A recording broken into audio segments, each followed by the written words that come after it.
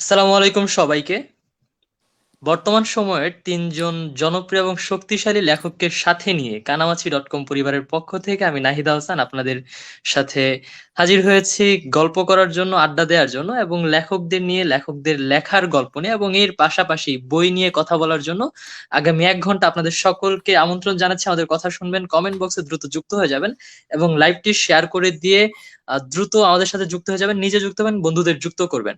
আমাদের সাথে আছেন শামভালা নামে বাংলা ভাষার জনপ্রিয় একটা ফ্যান্টাসি ট্রিলজি লেখার পর থেকে শরীফুল হাসান নামের একজন ব্যক্তি রহস্য গল্পের সাথে মিশে যান এবং রহস্য ঘনার বহু গল্পের পাশাপাশি তিনি বিভিন্ন সামাজিক উপন্যাস লিখেছেন এবং সেই মানুষটিকে আজকে আমরা এই সেশনে এনেছি এবং সেই মানুষটি অন্য কেউ নয়, আমাদের সাথে হাজির হয়েছেন আমাদের সব থেকে প্রিয় একজন ভাইয়া শরীফুল হাসান ভাইয়া। শরীফুল হাসান ভাইয়া, অনেক অনেক ধন্যবাদ আমাদের সঙ্গে যুক্ত হওয়ার জন্য।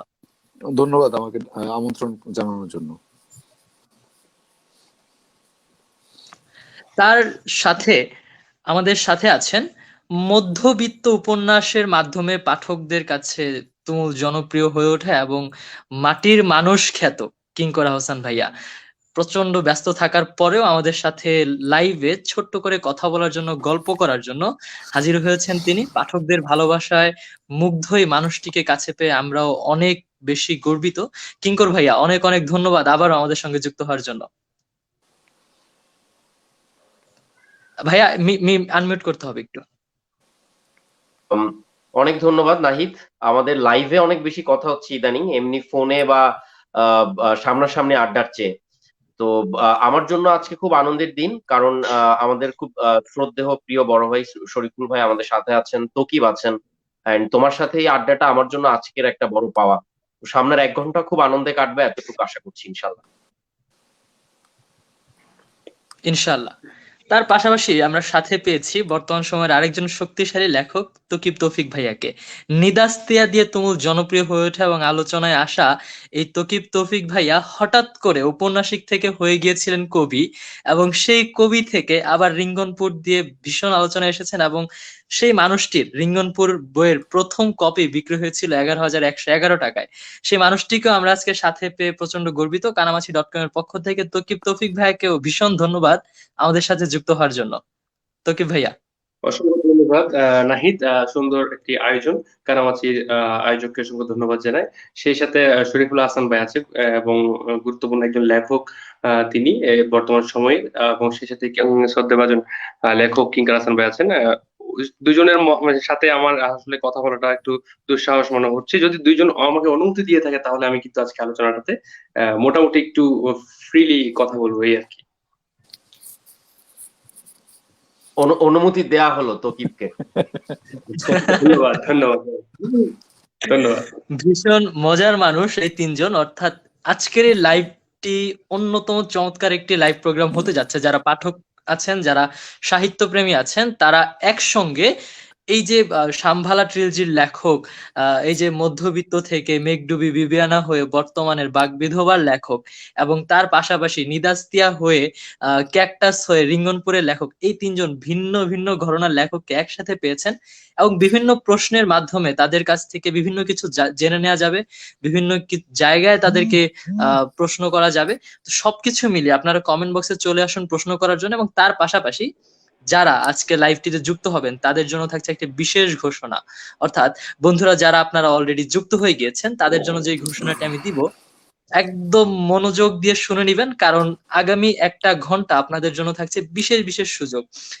যারা লাইভ চলাকালীন মুহূর্তে কানামাছি.কম এর পক্ষ থেকে তাদের পেজে অথবা এই লাইভের কমেন্ট বক্সে বাগবিধবা বইটি প্রি অর্ডার করে ফেলবেন, তারা দৈবচয়নের ভিত্তিতে প্রথম জন পাচ্ছেন 3,000 টাকা সমমূল্যের বই এবং সেই দৈবচয়নের ভিত্তিতেই দ্বিতীয় জন পাচ্ছেন 2,000 টাকা সমমূল্যের বই এবং এখানেই থেমে নয়, তৃতীয় জনও পাচ্ছেন আরো 1,000 টাকা সমমূল্যের বই। অর্থাৎ লাইভ চলাকালীন মুহূর্তে আপনারা লাইভ আড্ডাটি শোনার পাশাপাশি খুব দ্রুত বাগবিধবা বইটি প্রি অর্ডার করে ফেলবেন কানামাছি.কম এর পেজে অথবা কমেন্ট বক্সে নিজেদের নাম্বার এবং ঠিকানা দিয়ে। তো সেই সাথে সাথে আপনারা পেয়ে যাচ্ছেন 3 জন 3000 টাকার বই, 2000 টাকা বই এবং 1000 টাকা বই। তার পাশাপাশি কিঙ্কর ভাইয়া যেই মেঘডুবি মাস্ক নিয়ে আমরা খুব বেশি তাকে কমেন্ট বক্সে দেখেছিলাম যে ভাইয়া মাস্ক দেন, মাস্ক দেন, অনেকে মাস্ক পাচ্ছিল না। তো সেখান থেকেও কিঙ্কর ভাই আরো একটি ঘোষণা দিয়েছে যে যারা লাইভটি শেয়ার করবেন, সর্বোচ্চ শেয়ার করবেন, সেখান থেকেও একজনকে মাস্ক দেয়া হবে। তো বন্ধুরা দেরি না করে এখনই লাইভে যুক্ত হয়ে নিন, লাইভটি শেয়ার করে দিন, বন্ধুদের মেনশন করুন এবং বাগবিধবা প্রি অর্ডার করুন। আমরা চলে যাচ্ছি লাইভে। সর্বপ্রথম 3জন লেখকের কাছে আমার আবদার থাকবে যে পাঠকেরা এবং সাহিত্য প্রেমীরা বইয়ের ফ্ল্যাপে লেখকদের পরিচয় দেখার পাশাপাশি লেখকদের নিজেদের মুখ থেকে তার ছোট্ট করে একটু একটু নিজেদের সম্পর্কে শুনতে চায়, লেখকের কাছ থেকে লেখক সম্পর্কে একটু জানতে চায়। তো সেই জায়গা থেকে আমি প্রথমে চলে যাচ্ছি শরীফ ভাইয়ার কাছে, যে শরীফ ভাইয়া নিজেকে যদি একটু নিজের মতো করে পরিচয় করাতেন আপনার সাহিত্য প্রেমীদের কাছে। আচ্ছা, ধন্যবাদ। এখন আমাকে পরিচয় করিয়ে দেওয়া হয় সাধারণত সামভালা ট্রিলজি খ্যাত শরীফুল হাসান। তো থ্রিলার রাইটার হিসেবে একজন পরিচিতি করিয়ে দেওয়া হয়। তো আমি আসলে সাধারণভাবে নিজেকে একজন লেখক হিসেবে চিন্তা করি, যে থ্রিলার লিখি, সামাজিক লিখি, কিংবা যে কোনো কবিতা লিখি, কিংবা ছোটদের জন্য লিখি, যাই লিখি। তো আমি আসলে নির্দিষ্ট কোনো ক্যাটাগরির লেখক হতে চাই না, আমি একজন সামগ্রিক একজন লেখক হতে চাই। তো আমি বেশ কিছু বই লিখেছি বিভিন্ন জনরায়, হয়তো জি ভাইয়ার কিন্তু বেশ কিছু সামাজিক উপন্যাস বের হয়েছে, যাও কিন্তু অনেক বেশি হ্যাঁ পাঠকপ্রিয় হয়েছে। হ্যাঁ। তো মানে মোটামুটি আমি চাই যে আমি যেসব ধারায় আমি স্বচ্ছন্দ বোধ করি, আমি সেসব ধারায় কাজ করতে চাই। আমি আশা করি যে হয়তো পাঠকরা সেই ধারার লেখাগুলি গ্রহণ করে নেবে, এটাই আর কি। অবশ্যই অবশ্যই। কিঙ্কর ভাইয়া, আপনি যদি আপনার সেই পাঠকদের কাছে যদি একটু ছোট করে নিজেকে পরিচয় করে দিতেন আবারও। আচ্ছা, আমি ছোট করে একটু আমার কথার বাদে আমি বরং অন্য দুইজনের কথা বলতে চাই। আমার আমার জায়গা আমি সবসময় বলি যে আমি একজন সামান্য লেখক, এতটুকুই লিখছি, লেখার চেষ্টা করছি। বাট শরীফুল হাসান ভাইকে নিয়ে একটু বলতে চাই। আমি এই দুইজনের পরিচয় নিয়ে এক লাইন বলবো। জি আমি আসলে সাম্বালা নিয়ে এত পোস্ট দেখেছি, মানে যেটা চিন্তা করা যায় না। শরীফুল হাসান ভাই স্বাভাবিক যেই জায়গাটা নিয়ে বা যেই বই নিয়ে সবচেয়ে বেশি আলোচনা হয়, ওই বইয়ের মাধ্যমে আসলে লেখকের পরিচিতিটা অনেক বেশি বেড়ে যায়। তো আমি শরীফুল হাসান ভাইকে প্রথম চিনি সাম্বালার মধ্য দিয়ে। তো আজকে খুব ভালো লাগছে যে এই মানুষটার সাথে সামনাসামনি বসে আছি। কিন্তু আমার জন্য জরুরি যেটা আমি মনে করি, যে লেখালেখির জায়গায় আসলে কোনটা থ্রিলার কোনটা এইভাবে আসলে ভাগাভাগি হয় না। কারণ একটা সময় যেটা হতো যে ফিল্মের জায়গায় অনেকে বলতো এটা ডিজিটাল ফিল্ম, এটা হচ্ছে গিয়ে 35 mm এ শুট করা, এটা আলাদা ফিল্ম। দিন শেষে ওটা আসলে একটা ফিল্ম, ওটা একটা গল্প, এবং গল্পটা শুনতে রাইট। দর্শকরা আসেন, দেখতে দর্শকরা আসেন। তো আমরা দিন শেষে সবাই গল্প বলি, আমরা গল্প বলি এবং আমরা গল্পকার, আমরা লেখক। সেই গল্প কোথাও প্রয়োজন অনুযায়ী সে থ্রিলার হয়ে যায়, কখনো প্রয়োজন অনুযায়ী সে সামাজিক উপন্যাস হয়, কিন্তু দিন শেষে আমরা লেখক। তো এই জায়গাটা আমি একদমই আলাদা আলাদা করে ভাগ করতে চাই না। আর তকিব আমার খুব আদরের। সবার আগে জরুরি আমি যেটা বলি যে আমি সবসময় বলি যে জীবনে চলার পথে অনেকে টাকা পয়সা আয় করে, আর আমি যেটা আয় করার চেষ্টা করি বা যেটা অর্জন করার চেষ্টা করি সেটা আসলে সম্পর্ক। এবং এটাও আমি আগে একটা লাইভে বলেছিলাম যে সম্পর্ক দুই ধরনের হয়, একটা হচ্ছে রক্তের সম্পর্ক, আর একটা হচ্ছে কাজ করার সুবাদে আমরা একটা পরিবার বানাই। তো সেই পরিবারের আমার একটা ভাই হচ্ছে তকিব, এবং অবশ্যই আমরা আহসান পরিবারের আরেক ভাই নাহিদ আহসান। তো তকিবের যেই জায়গাটা, তকিবকে নিয়ে বলি, নাহিদকে নিয়ে আবার বলবো আমরা। সো তকিবের একটা অদ্ভুত সাহসের কথা আমি বলবো। সেই শুরু থেকে ও আসলে খুব ভালো কাজ করছে। কারণ প্রথম বই ও যে পরিমাণ বিক্রি করেছে, আমার প্রথম বই এখনো মনে আছে, আজ থেকে অনেক আগে, আঙ্গারদানি 128 কপি বিক্রি হয়েছিল মাত্র। এবং আমি স্টলে বই ঠিকঠাক রাখা হতো না, দূর থেকে দেখতাম, কখনো গিয়ে জিজ্ঞেস করতাম যে কিঙ্কর হাসানের বই কি যায়, কারণ আমাকে চিনতো না আসলে আমি কে। তো সেই জায়গা থেকে তকিব প্রথম থেকেই যেই একটা আলোড়নের মতন পাঠকদের মধ্যে, এবং কিছুদিন আগে যে সাহসটাও দেখিয়েছে কবিতার বই বের করে, তো এই জন্য ওকে আমি সাধুবাদ জানাই। কারণ আমি যখন দেখি যে আমার মাথার উপরে শরীফুল হাসান ভাইয়ের মতন মানুষরা আছেন এবং আমার পাশে তকিবের মতন ভাইরা আছে, তখন আসলে বইয়ের জগৎ বা লেখালেখি নিয়ে অনেক বেশি আশাবাদী হওয়া যায়। তো আমি নিজের পরিচয়ের বাইরে এই দুইজন আমার কাছে কিরকম, ওই কথাটা বলাটা অনেক জরুরি মনে হচ্ছে, এবং সেটাই বললাম। একদম তাই। এবং তার পাশাপাশি কিঙ্কর ভাইয়ের ফ্ল্যাপে যে লেখাটা থাকে যে মাটির মানুষ ছেলেটা তবু আকাশে ডানা মেলে ওড়ার বড্ড শখ, কিঙ্কর ভাইয়ার বউ বলেছিলেন। তো আমরা সেটা সবসময় মনে রাখবো। এবং শরীফ ভাইয়ার কিঙ্কর ভাইয়াকে অনেক অনেক ধন্যবাদ নিজেকে ছোট্ট করে নিজেদের পাঠকদের কাছে পরিচয় করার জন্য। আমরা একটু তকিব ভাইয়ের কাছে চলে যাই, যে ভাইয়া, আপনাকে এক এক সময় আসলে এক এক বিষয়ে বলা হয় যে ঔপন্যাসিক তৌকিব, আবার ক্যাকটাস যখন একটা আলোচনা আসলো যে কবি তৌকিব তৌফিক। ভাই, আপনি আপনার পাঠকদের কাছে কিভাবে পরিচিত হতে ভালোবাসেন? ধন্যবাদ নাহিদ। বিশেষ করে পরিচয়টা আসলে কিভাবে দেওয়া উচিত, যে লেখার জগৎ থেকে যদি বলি তাহলে, লেখার জায়গাতে বাইরে যদি বলি তাহলে সাধারণ একজন মানুষ হিসেবে এখন আছি সবার কাছে, সবার সাথে মিশি সেভাবে। আর লেখার জগতে যেটা হয় সেটা হচ্ছে আমি এখনো লেখক হিসেবে ডিরেক্ট এভাবে বলি না যে ঔপন্যাসিক বা কবি বা এই ধরনের সম্বোধন গুলো নিতে সাহস করি না। আমি একবার তোমাকে একটা লাইভ সেগমেন্টে হয়তো বলেছি যে কবি তকমাটা পাওয়া খুব কঠিন একটা বিষয়। হ্যাঁ, আমরা হয়তো কবিতা চর্চা করছি, সব কবি হয়তো আমাদেরকে অনেকে সম্বোধন করে ফেলছে, বাট আসলে কবি ভূষিত করা অনেক বড় একটা ইম্পর্টেন্ট একটা কি বলে এটাকে উপাধি। এত তাড়াতাড়ি এই জিনিসটা সাহস করছি না। তবুও আমি একটা চেষ্টা করেছি কবিতা দিয়ে, হয়তো পাঠকের চাহিদা ছিল বিদায় সেই চেষ্টায় জানি না কতটুকু সফল হয়েছি, তবে চেষ্টা করেছি। আর কি করবো, একটু আগে আমার কিছু সম্পর্কে কিছু বলেছেন, বরাবরই সেটাই যে যারা দেখছেন বরাবরই দুইজন শরীফুল হাসান ভাই আছে, দুজনে আমার খুব আমার কাছে শ্রদ্ধেয়। শরীফুল হাসান ভাইয়ের সাথে আমার খুব একটা কথা হয় না, বাট আমার কাছের প্রিয় একজন বন্ধুবর লেখক আছে মনোয়ার ইসলাম, তার সাথে কিন্তু শরীফুল হাসান ভাইকে নিয়ে আমার কথা হয় প্রায় সময়।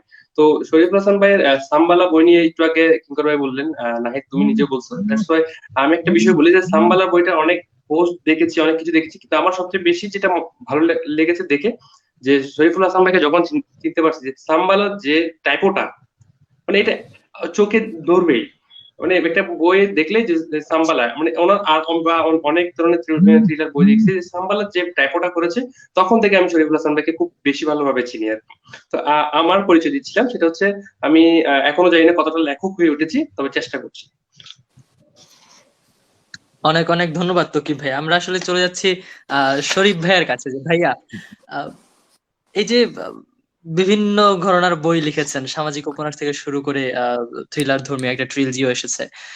সবকিছু বাদে নিজেও একটা সময় পাঠক ছিলেন এবং এখনো লেখকের পাশাপাশি কিন্তু সবাই একজন পাঠক, বড় পাঠক। ভাইয়া, বর্তমান সময়ে আপনি কোন বইটি পড়ছেন এবং বর্তমান সমসাময়িক সময়ে কোন লেখকের বই আসার আগ্রহে অপেক্ষায় থাকেন আপনি? আমি এই মুহূর্তে যে বইটা পড়ছি সেটা হচ্ছে ওই ইমতিয়াজ শামীম, ওনার একটা লেখা সুখে দুঃখে বৃষ্টি নদী। এটা একটা কিশোর উপন্যাস, এই ফেব্রুয়ারি মাসে বের হয়েছে বইমেলায়। তো ওনার লেখা আমি আগে পড়িনি এর আগে। তো তাকে নিয়ে একটা আগ্রহ ছিল, কারণ বলা হয় যে উনি আন্ডার রেটেড রাইটার, মানে লোকজন ওনাকে কম চেনেন। তো ওই বইটা আমি পড়ছি। আর নতুন আচ্ছা। যে বইগুলির জন্য আগ্রহ নিয়ে থাকি, আসলে এখন আমার চারপাশে যারা লেখেন তাদের বেশিরভাগই লেখেন থ্রিলার। মানে আমার সহ সহলেখক যারা আছেন, যাদের সাথে আমার প্রতিদিন কথাবার্তা হয়, তো তাদের বেশিরভাগই থ্রিলার লেখেন। তো থ্রিলারের বাইরে ওদের বইগুলি আমি সংগ্রহ করি, পড়ি। এর বাইরে সাদাত হোসেনের লেখা পড়ি, কিঙ্কর হাসানের লেখা পড়ি। তৌফিকের আমি খুব বেশি পড়িনি, একটা বই পড়েছিলাম অধ্যায়। নিদাসিয়া অনেক নাম করেছে, কিন্তু নিদাসিয়া আমার কোনোভাবে মিস হয়ে গেছে আর কি। তো এগুলির আগ্রহের ইয়েতে থাকে, মানে কেন্দ্রতে থাকে সবসময়। জি, জি। নিদাস্তিয়া, যদি একদম একজন পাঠক হিসেবে বলি যে নিদাস্তিয়া ভাইয়া আর কয়দিন অপেক্ষা করেন, একটু পরে পড়বেন। অগাস্তিয়া বের হচ্ছে, তো দুইটা হ্যাঁ, একসাথে নিয়ে পড়বেন, কারণ হচ্ছে এ- নিদাস্তিয়া এ- পড়ার পর মানে দ্বিতীয় বই পড়ার জন্য একটু অপেক্ষা তৈরি হয়ে যায়, যেটা 1 বছর বইয়ে আচ্ছা, চলতেছে আর কি। ভাইয়া দ্বিতীয় পর্ব আনতেছে না এখনো। এটা কি ট্রিলজি ধরনের কিছু হবে, যে সিরিজ হবে 3টা হ্যাঁ, পর্ব, এটা না? আচ্ছা, তাহলে তো ওয়েট করা ভালোই হয়েছে। নিদস্তিয়া, অগস্তিয়া এবং জি ভাইয়া, একসাথে আচ্ছা, পড়বেন, না দেখি। হলে অপেক্ষা কষ্ট দিবে। হ্যাঁ, হ্যাঁ, হ্যাঁ, এটা ভালো হয়েছে জি, তাহলে। একদমই। কিঙ্কর ভাই, আপনার কাছে চলে যাই। যে ব্যস্ততম সময়ের মাঝেও বই পড়ার চেষ্টা করেন অনেক, তো একটু জেনে নেওয়া যাক যে কোন বইটা এখন পড়ছেন এবং বর্তমান তরুণ লেখকদের মধ্যে বা হচ্ছে যারা লেখালেখি করছে এখন, তাদের মাঝে কার বই আসার অপেক্ষায় থাকেন আর কি। আচ্ছা, আমি এই মুহূর্তে আসলে যেটা পড়ছি আম, তফাত ও সাক্ষাৎ। এটা হচ্ছে মূলত, আমি কিছুদিন আগে একটা প্রকাশনীতে গিয়েছিলাম আড্ডা দেওয়ার জন্য। তো ওখানে একটা বই আমার সামনে চলে আসে, ওনারা ওনাদের বইয়ের প্রোডাকশন দেখাচ্ছিল আমাকে। তো আমার খুব প্রিয় দুইজন কবি, এবং শুধু কবি না, আমি আলাদা করে যদি বলি, একজন কবির জায়গা থেকে যদি বলি, শামসুর রহমান এবং আম, আল মাহমুদ, শুধু কবির জায়গা থেকে বলবো না, আমি বাংলা সাহিত্যের অন্যতম শ্রেষ্ঠ ছোট গল্পকার ওনাকে মনে করি। ওনার গদ্য আমাকে প্রবলভাবে টানে। তো এই দুই বাংলাদেশের দুই প্রধানতম যে কবি, এই দুইজনকে নাসির আলী মামুন একটা আহ, জায়গায় এক করতে পেরেছিলেন শামসুর রহমানের বাসায়, শ্যামলীতে। তো সেই ইন্টারভিউটা নিয়ে একটা বই করেছে আদর্শ প্রকাশনী থেকে, তফাৎ ও সাক্ষাৎ। সেইটা পড়ছি, খুব ভালো লাগছে, কারণ একটা সময় হয়তো বা আমাদের পরের প্রজন্মের কাছে জরুরি হয়ে উঠবে এই সময় এসে শরীফুল হাসান ভাই কিংবা তকিব বা এই সময় যারা লিখছে, আব্দুল আল ইমরান যদি বলি, মাহবুব মহিব রিশাদ বলি, সুহান রিজন বলি, সাদাত ভাইরা, এদের চিন্তা চেতনা বা ভাবনার জায়গাগুলো একটা প্রজন্মের পরে হয়তো খুব জরুরি হয়ে উঠবে, এবং এটা জরুরি হয়ে ওঠে যে তারা কিভাবে সামাজিক যে পরিবর্তনের জায়গা বা কোন ধরনের বাধার জায়গা থেকে তারা লিখেছেন, তাদের লেখার চিন্তা ভাবনার জায়গাটা কোথায় ছিল, তখন সামাজিক পটভূমির যে জায়গা, এই ব্যাপারগুলো কিরকম ছিল। তো ওইটা একটা দর্পণের মতন হয়, হয়তো আমাদের এরকম ভিডিও আর্কাইভ থেকে যাচ্ছে, তখন ভিডিও আর্কাইভ ছিল না। তো আমার পড়তে পড়তে মনে হচ্ছে যে আসলে আল মাহমুদ পাশে বসে আছেন, শামসুর রহমান পাশে বসে আছেন, নাসির আলী মামুন পাশে বসা, এবং আমি মন্ত্রমুগ্ধের মতন শুনছি। তো এরকম একটা ইন্টারভিউ আমি করছি। আর এর বাইরে কাদের বই আসলে আমি অপেক্ষা করে থাকি, এই সংখ্যাটা আসলে অনেক লম্বা। বাট আমি গুণমুগ্ধ পাঠক যদি আলাদা করে একটু বলি, যাদের নাম হয়তো কম আসে, কারণ শরীফুল হাসান ভাই সাম্বালা হয়তো একটা ওনার অনেক জনপ্রিয়, অনেক বেশি। এছাড়া অন্যান্য বইগুলো কিন্তু পাঠক প্রিয়। তো শরীফুল হাসান ভাইকে নিয়ে আলাপ হয়, তকিবকে নিয়ে আলাপ হয়। এর বাইরে আমি আরো কিছু মানুষের কথা বলতে চাই যাদেরকে নিয়ে অনেক বেশি আলাপ হওয়া প্রয়োজন, এবং যারা আমার খুব পছন্দের রাইটার। আমি বলি, একজন হচ্ছেন মাহবুব মহিব রিশাদ। রিশাদের গদ্য আমাকে প্রবলভাবে টানে। সুহান রিজওয়ান আমাকে টানে। হামিম কামাল আমাকে প্রচন্ড রকম ভাবে টানে, এবং আমি আরেকজনের নাম বলবো, নাহিদ ধ্রুব। ও খুব দারুণ কবিতা লেখে এবং ওর উপন্যাস সামনে আসছে। তো ওদের বইগুলোর জন্য আমি আসলে একটা অপেক্ষায় থাকি। এবং এছাড়া আমি বলবো আব্দুল্লাহ ইমরান অনেক শক্তিশালী একজন কথা সাহিত্যিক। সাদাত ভাইয়ের বই আসলে আমি অপেক্ষা করে থাকি। তো এই জায়গাগুলো অবশ্যই বলবো, মনোয়ারুল আছে, তকিব আছে। তো এই অপেক্ষার জায়গাটা থাকে, এবং যতই দিন যাচ্ছে তালিকা দিনকে দিন একটু একটু করে বড় হচ্ছে, এবং সামনে হয়তো আমি নাহিদের বইও আসছে। তো নাহিদের বই পড়ার জন্য আসলে আগ্রহ নিয়ে অপেক্ষা করতে চাই। ইনশাল্লাহ, অনেক অনেক ধন্যবাদ ভাইয়া। একদমই সেই বিষয়টাই প্রয়োজন যে যাদের বই নিয়ে একটু কম কথা হচ্ছে তাদেরকেও একটু পরিচয় করিয়ে দেয়া, তাদেরকে নিয়েও কথা বলাটা খুব বেশি প্রয়োজন। তো কি ভাইয়া, আপনার কাছে চলে যায়, আপনার কাছে মাঝে মধ্যে দেখা যায় যে হঠাৎ করে জীবনানন্দ দাশের বিশাল এক সমগ্র আপনার কাছে আছে, আহমদ ছফা দিয়ে আপনার বাসা ভর্তি। So, এত এত লেখকের বই পড়ার পাশাপাশি বর্তমান সময়ে এখন কোন বইটি পড়ছেন, এবং বর্তমান সময়ের কোন লেখকের বইয়ের জন্য অপেক্ষায় থাকেন আপনি? মূলত আমি পড়ছিলাম হচ্ছে লেভ টলস্টয়ের পুনরুজ্জীবন বইটি পড়ছিলাম। এটা দ্বিতীয় পর্ব পর্যন্ত পড়ার পর আমি একটু ব্রেকে গিয়েছি, এবং মাঝখানে আমার একটি বই আবার পুনরায় পড়ার ইচ্ছে জাগলো, যেহেতু আজকে বাগবিধবা গল্প সংকলন নিয়ে কথা হচ্ছে। তো সেই জায়গা থেকে যদি বলি, আমি একটি গল্পের বই নিয়ে পড়ছি। সেটি হচ্ছে আমার আমার কাছে আছে, সেটি হচ্ছে সাধু, চেনা যায় বইটা? জি জি জি, দেখতে সাদাউজ্জামানের পাচ্ছি। মামলার সাথে ময়না পাখি। এই বইটি আমার কাছে খুবই আমার কাছে ইম্পর্টেন্ট একটি বই, বিশেষ করে শৈলীর দিক থেকে, গল্প বয়ানের ঢং সবকিছু আমাকে বারবার পড়ার জন্য একটা মোটিভ করে। আর বিশেষ করে আমি বইটি আজকে পড়ছিলাম, বাসায় ছিলাম, অফিসে যাওয়া হয়নি, এবং এখানে একটা পুঁথি আছে। ওই পুঁথিটা পাঠ করছিলাম, নিজে নিজে ট্রাই করছিলাম যে আসলে কেমন করে, আমরা তো পুঁথির স্বাদ পাইনি, শোনা হয়েছে খুব কম। তো সেই জায়গা থেকে আমি একটু পড়ার চর্চা করছিলাম যে কেমন লাগে পড়তে আসলে পুঁথিটা, পুঁথির ভাষায় পড়লে। তো সেই বইটাই পড়ছিলাম। আর একটা একটা বই অনেকদিন পর বের করেছি, সেটা হচ্ছে সংসপ্ত। যদিও বা আমি সেটা, আমার কাছে আগের এডিশন আছে, বাট আজকে আমি একটু বের হয়েছিলাম একজন নতুন লেখকের বই সংগ্রহ করার জন্য।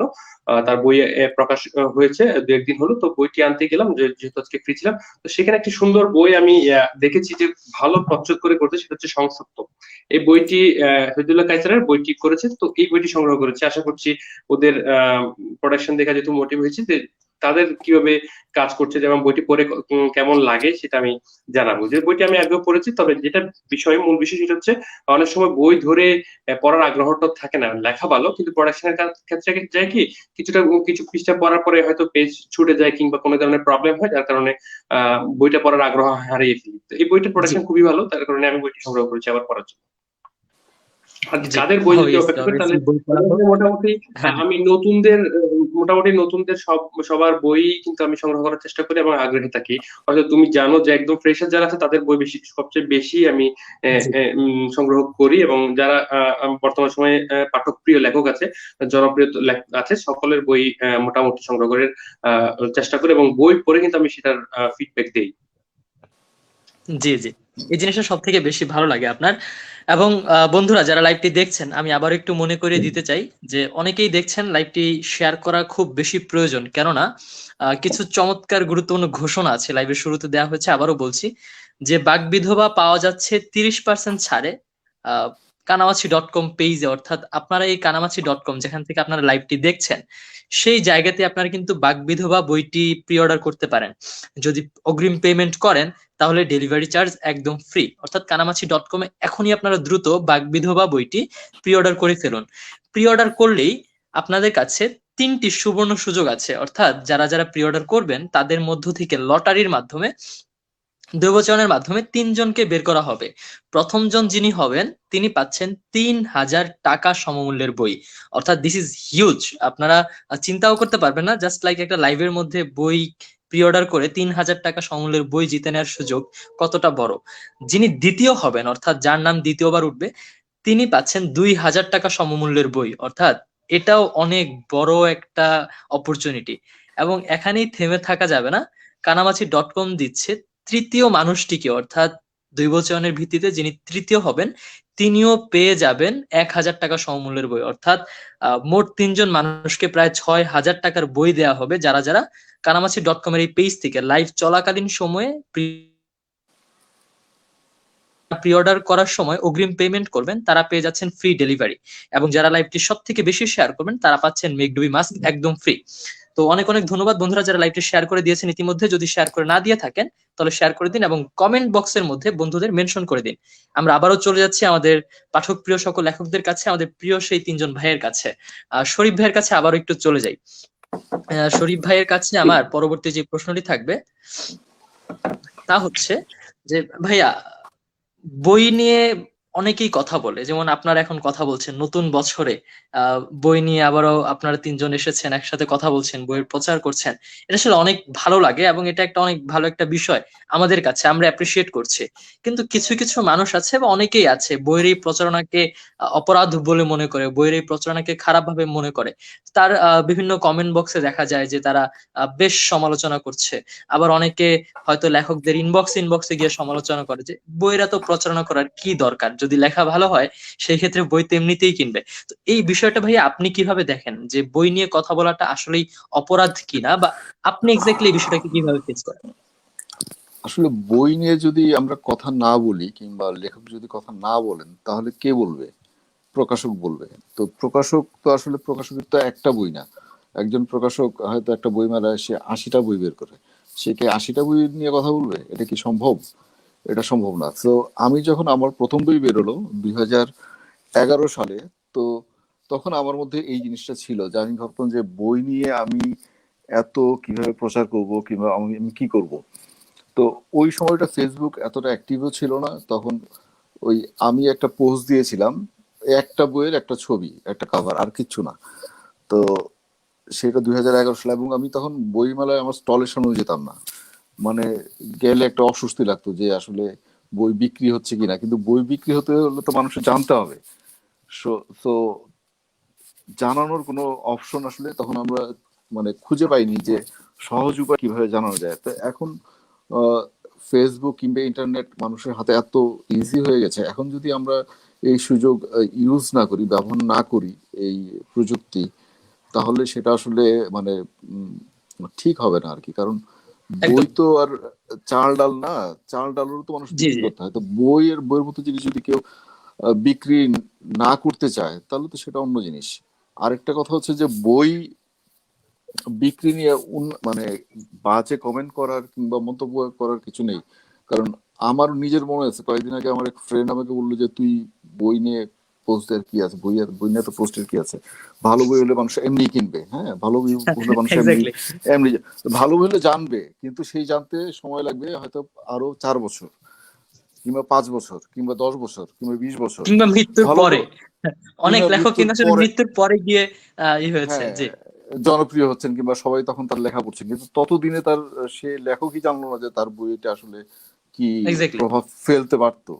তো এটা আসলে মানে ঠিক না যে বইয়ের প্রচার করা যাবে না, কিংবা করা জি ঠিক না, ভাই। এরকম ভাইয়া কিছু। মনোয়ারুল ইসলাম আমাদের আরেকজন লেখক, তিনি কমেন্ট করেছেন, তার কমেন্টটা যদি একটু পড়ি, যে আমার তিনজন প্রিয় মানুষের লাইভ আর নাহিদ তো সময়ের সেরা উপস্থাপক, আড্ডা যদিও চলছে বাক বিধবাকে নিয়ে, তবুও আমি কিঙ্কর আহসান ভাইয়ের থেকে জানতে চাই জলপরাণী নিয়ে কিছু কথা, শরীফুল হাসান ভাইয়ের কাছ থেকে অন্ধ জাদুকরের দ্বিতীয় পর্ব নিয়ে জানতে চাই, এবং তকিব তৌফিকের কাছ থেকে জানতে চাই রিঙ্গনপুর নিয়ে।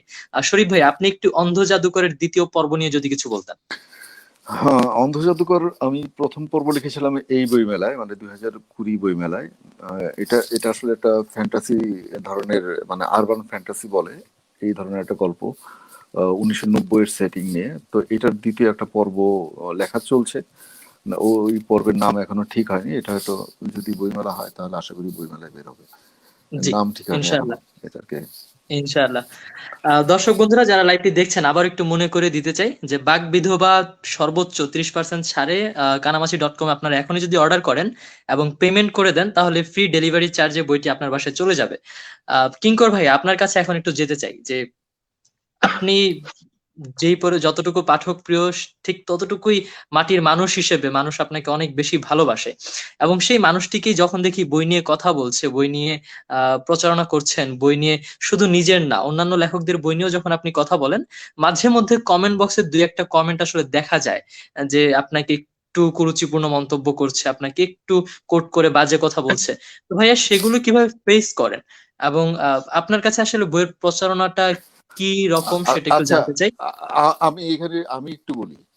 জি, আমি জি মাঝে ভাই। মাঝে কিঙ্কর ভাইয়ের পোস্ট আমি দেখি, এবং সেখানে আমি কিন্তু অনেকের কমেন্ট দেখি যে হয়তো একটু খোঁচা দিয়ে কথা বললো। জি, ওগুলি জি, দেখলে জি, আমি তখন বিষয়গুলো খেয়াল করেছি। আমার হাতে নিষ্পিস করে যে আমি একটা উত্তর দিয়ে দিই। হ্যাঁ, খুব কড়া করে। কিন্তু আমি দেখি এই ভদ্রলোক, মানে এত কুল ব্রেন, এত ঠান্ডা মাথার মানুষ উনি, উনি খুব সুন্দর করে ওই সিচুয়েশনটাকে উনি মানে হ্যান্ডেল কন্ট্রোল করে নেন। করে ফেলেন, কিংবা নিজেকে আসলে, হ্যাঁ, উনি কিভাবে করেন এটা আমি আসলে জানি না। এটা আসলে একটা আলাদা একটা গুণ। এক্স্যাক্টলি। কিঙ্কর ভাইয়া, এই জিনিসটাই জিজ্ঞেস করলাম যে আসলে ভাইয়া কিভাবে।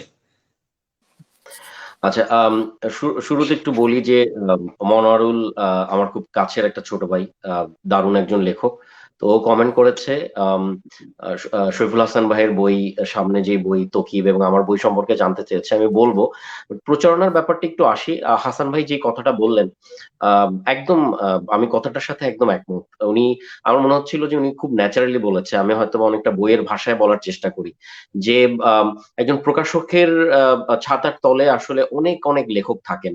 তো উনি হয়তো সবার কথা আলাদা করে বলতে পারেন না, এবং প্রকাশনা পুরো পৃথিবীতে আসলে প্রকাশনা বা বইয়ের বাজারটা যেমন পেশাদার একটা প্রফেশনাল জায়গায় আছে, কারণ বই পুরো পৃথিবীতে এটা এক আলাদা ইন্ডাস্ট্রি। আমাদের এখানে ইন্ডাস্ট্রি হয়ে ওঠে নাই। আমরা এখনো বলতে পারি না, হুমায়ুন আহমেদ ছাড়া খুব রেয়ার যে আমি শুধুমাত্র বই লিখে বাঁচি, বা আমি একজন পুরোদস্তুর লেখক। পুরোদস্তুর লেখক এই জিনিসটা খুব জরুরি। না হয় অনেকটা ছাড় দেয়া হয়। আমি আমি সবসময় বলি যে পার্ট টাইম লেখক হওয়া যায় না, লেখক হতে হয় ফুল টাইম।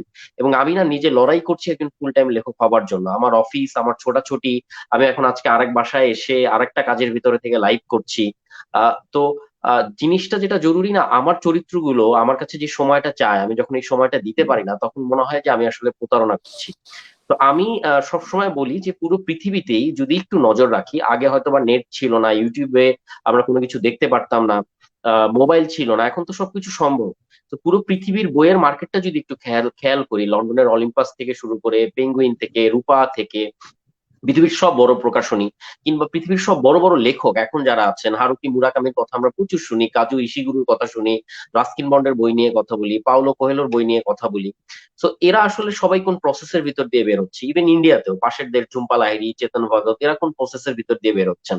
এদের কপিরাইট সাইন হয়, কপিরাইট সাইন হওয়ার সাথে সাথে এরা জানেন যে তার বই থেকে মুভি হবে, ওয়েবসাইট হবে, বা কি হবে, সেখান থেকে কত টাকা করে তারা পাবেন, রয়্যালিটির প্রসেসটা কি, কোন কোন জায়গায় তাদের বইটা চলে যাবে, কোন কোন এয়ারপোর্টে যাবে, কোন কোন লাইব্রেরিতে যাবে, পুরো সংখ্যা দিয়ে দেওয়া হয়, কি পরিমাণ লিফলেট তৈরি করা হবে, এবং সেই বইটার কারণে তাকে কতগুলো স্টেটে যেতে হবে, যেখানে গিয়ে পাঠকদের সাথে তার কথা বলতে হবে, পাঠ প্রতিক্রিয়া নিয়ে কথা বলতে হবে। সেই বইয়ের যদি আলাদা কোনো ক্যারেক্টার জি। থাকে আর প্রচ্ছদ থাকে, যেমন মুরাকামির একটা বই এসেছে লাস্ট, যে বইটা সেটা ক্যাম্পেইন হয়েছি তাইওয়ানের একজন ইলাস্ট্রেটর, যে বইয়ের ইলাস্ট্রেশনের কাজ করেছে তাইওয়ান থেকে প্রথম প্রমোশন শুরু হয়েছে টিজারটা, দেন সেই প্রমোশনের জায়গাটা, প্রচারণার জায়গাটা চারিদিকে ছড়িয়ে পড়ছে। এখন আমার কথা হচ্ছে, পুরো পৃথিবীতে বইয়ের প্রচারণা খুব স্বাভাবিক একটা বিষয়, এবং আমি যেটা মনে করি সেটা হচ্ছে যে আমি খুন করছি না, আমি কোনো খারাপ কাজ করছি না, আমি মানুষের কাছে আসছি এই বার্তা নিয়ে যে তোমরা বই পড়ো, কারণ বই মানুষকে খারাপ করে না। এবং মানুষ কখনোই, এই যে কেউ যদি পাঠকপ্রিয় হয়ে ওঠে, আজকে যদি কেউ আমাকে বাতিল করে দেয় বা হাসান ভাইকে বাতিল করে অথবা তকিবকে বাতিল করে, দেখো একটা বার্গার 300 টাকা দিয়ে মানুষ খাবে, এবং সেটা পছন্দ না হলে সেটা সে আর ট্রাই করবে না, বাট 300 টাকা সে খরচ করবে এবং অনায়াসে খরচ করবে। একটা বইয়ের পেছনে 100 টাকা খরচ করতে গিয়ে সে কিন্তু 10 বার করে চিন্তা করে। এবং কোনো একবার যদি তার একটা বই ভালো না লাগে, যেমন আমার যখন বিবিয়ানা 8,000 কপির মতন বিক্রি হয়ে গেল, আমি ধরে নিলাম এটা একটা ফ্লুক, এটা একটা সারপ্রাইজ, মেবি কোনো কারণে হয়তো প্রচারণা ছিল, অনেক প্রচ্ছদ ভালো ছিল, কোথাও কোনো ভাবে ছড়িয়ে গেছে যার কারণে এত বিক্রি হয়েছে। সো সারপ্রাইজ হলে কিন্তু একবার হয়, বারবার হয় না। তাহলে কেন মেঘদুবি এত বিক্রি হলো, কেন মকবরা একটা পুরনো বই এত বিক্রি হলো, কেন রঙ্গিলা কিতাব একটা পুরনো বই যেটা আউট অফ স্টক ছিল দীর্ঘদিন, সেটা নতুন ভাবে আসার পরে 3,000 কপি বিক্রি হয়ে গেল, এবং বাংলাদেশের একটা বড় কোম্পানি, যেটা মার্চে জানা যাবে, যে এই বইটা নিয়ে ওয়েব সিরিজ করছে একটা বিগ বাজেটে, যেটা অনেক বড় বাজেট, বাংলাদেশের জন্য ওয়েব সিরিজের জন্য এই ধরনের বাজেট দেখা যায় না, এবং যেটা নিয়ে 5টা পর্ব তারা করছে, আমাকে একটা বড় টাকা তারা দিয়েছে। কেন করছে? সো বারবার কিন্তু সারপ্রাইজ হয় না, করছে এই কারণে, কারণ এটার পিছনে পাঠকের আগ্রহ আছে। এবং একটা ভালো জিনিস নিয়ে আমরা যত বেশি মানুষের কাছে পৌঁছাবো, তত বেশি শুদ্ধ মানুষ তৈরি করা যাবে। এটা আমার মনে হয়। একজন সাম্বালার পাঠক আর 5টা বই পড়ার কথা চিন্তা করবে, একটা বই পড়ার পরে কোনোভাবে সে যদি আটকে যায়, সে আরো 5টা বই পড়বে। সে কিন্তু খুন করার কথা চিন্তা করবে না, সে কিন্তু অপরাধ চুরি করার কথা চিন্তা করবে না। তো আমরা ভালো মানুষ তৈরি করার চেষ্টা করছি। আমার জায়গাটা একদম। শুধু এটাই, সেটা হচ্ছে আমি যদি আমার বই নিয়ে না কথা বলি, তাহলে তোমরা বলো, কিন্তু তোমরাও সেটা বলো না। আজকে এখানে কেন এই কথাটা বলতে হবে যে আপনারা এই লাইভটা শেয়ার দিলে আপনারা একটা মেঘডুবি মার্কস পাবেন বা অন্য কিছু পাবেন? এটা তো বলারই দরকার নাই, এটা তো আমাদের নিজেদের জায়গা থেকে এসে আমাদের শেয়ার করা উচিত, কারণ এটা ভালো কিছু। আমাদের সাবকন্টিনেন্টের অনলাইন বিহেভিয়ার হচ্ছে আমরা খারাপ কিছু ছড়াই। আজকে এইখানে এসে শরীফুল হাসান, কিঙ্কর হাসান, তকিব তকিব এরা যদি মারামারি করতো, লাইভের মধ্যে ঝগড়া করতো, ইয়া ছোড়াছুড়ি করতো, তাইলে এই জিনিসটা ছড়ায় পড়তো, দেখুন কি করছেন ভিডিও সহ।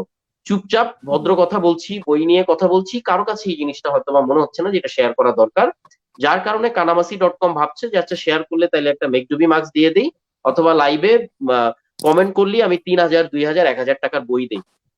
বই কিন্তু সস্তা না। আমি জামা কাপড় কিনতেছি টাকা দিয়ে, এটা আমার প্রয়োজন, বই আমার প্রয়োজন না? পেটের ক্ষুধার জন্য ভাত লাগবে, মনের অবশ্যই। ক্ষুধার জন্য আমি কি ফ্রি পাবো? আমি যখন ফ্রি অর্ডার বলি, মানুষ এবং শুনে ফ্রি অর্ডার অনেকেই, সেটা কেন হবে? সেটা উচিত না, এটা আমার মনে হয়। তো বইয়ের প্রচারণা কখনোই অপরাধ না, আমরা করছি, নিজেদের জন্য করব। আরো যারা আমরা লেখক আছি তারা সবাই মিলে নিজেরা নিজেদের বইয়ের কথা বলবো, অন্যদের বইয়ের কথা বলবো, এইটা জি জরুরি। ভাই, একদমই ঠিক। এবং সমস্যাটা হয়ে গেছে সব জায়গায় যে আমরা বই, পাঠ্যপুস্তক, যে বইগুলো স্কুল কলেজে পড়ানো হয় সেই বইগুলো এমনভাবে গলাধঃকরণ করি শুধুমাত্র নম্বর পাওয়ার জন্য, বোঝার জন্য না। যদি বোঝার জন্য বই পড়তাম তাহলে আমাদের বাংলা বইতে কিন্তু প্রমোদ চৌধুরীর বই পড়া একটা প্রবন্ধ ছিল, এবং যেখানে লেখা ছিল যে বই আসলে লাইব্রেরি হাসপাতালের চাইতেও খুব বেশি দরকার। বই পড়াটা কিন্তু ওই যে হাসপাতালের চিকিৎসা চাইতেও খুব বেশি প্রয়োজন। সো এই একটা পড়াগুলো আমরা একটা লাইন মুখস্থ একটু করে। নাহিদ আটকাবো, আমি মনে হয় জি। একটু বেশি কথা বলছি, ক্ষমা চেয়ে নিচ্ছি হাসান ভাই এবং তকিবের কাছে। জাস্ট একটা লাইন, সেটা হচ্ছে আমি কিছুদিন আগে ফেনী গিয়েছিলাম, এবং সেখানে আমি জাস্ট একটা স্ট্যাটাস দিয়েছিলাম যে আমি কালকে বিজয় সিংহ দিঘির পাড়ে থাকবো। পরের দিন গিয়ে আমি দেখি সেখানে শখানেক মানুষের ভিড়, তো আমি বুঝলাম যে মোটামুটি মানুষ মনে হয় আমাকে এখন চেনা শুরু করেছে, এবং সেটা আমার জন্য খুব আনন্দের ব্যাপার।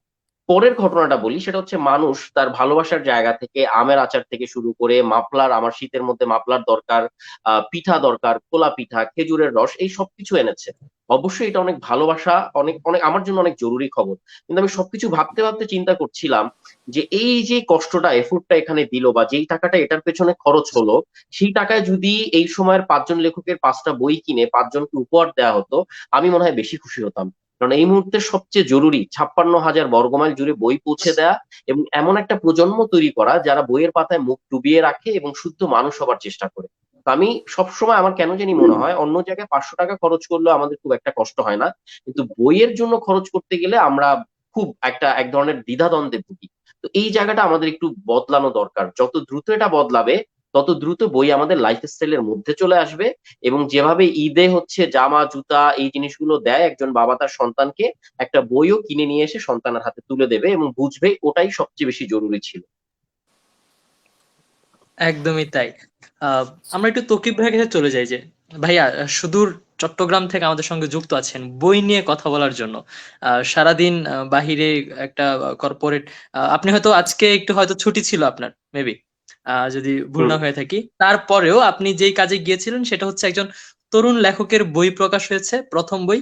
সেই তরুণ লেখককে অ্যাপ্রিসিয়েট করার জন্য ছুটির দিনটাকেও নিজেকে ব্যস্ত রেখেছেন। সবশেষে এই যে ভাইয়া রাতের বেলা লাইভে আছেন, বই নিয়ে কথা বলছেন, এবং এই বই নিয়ে কথা বলাকে অনেকে খারাপ ভাবে দেখছে। তো আপনার কাছে ছোট্ট করে একটু জানতে চাই যে আপনি বিষয়গুলোকে কিভাবে ফেস করেন এন্ড কিভাবে বিষয়গুলোকে দেখেন আপনি।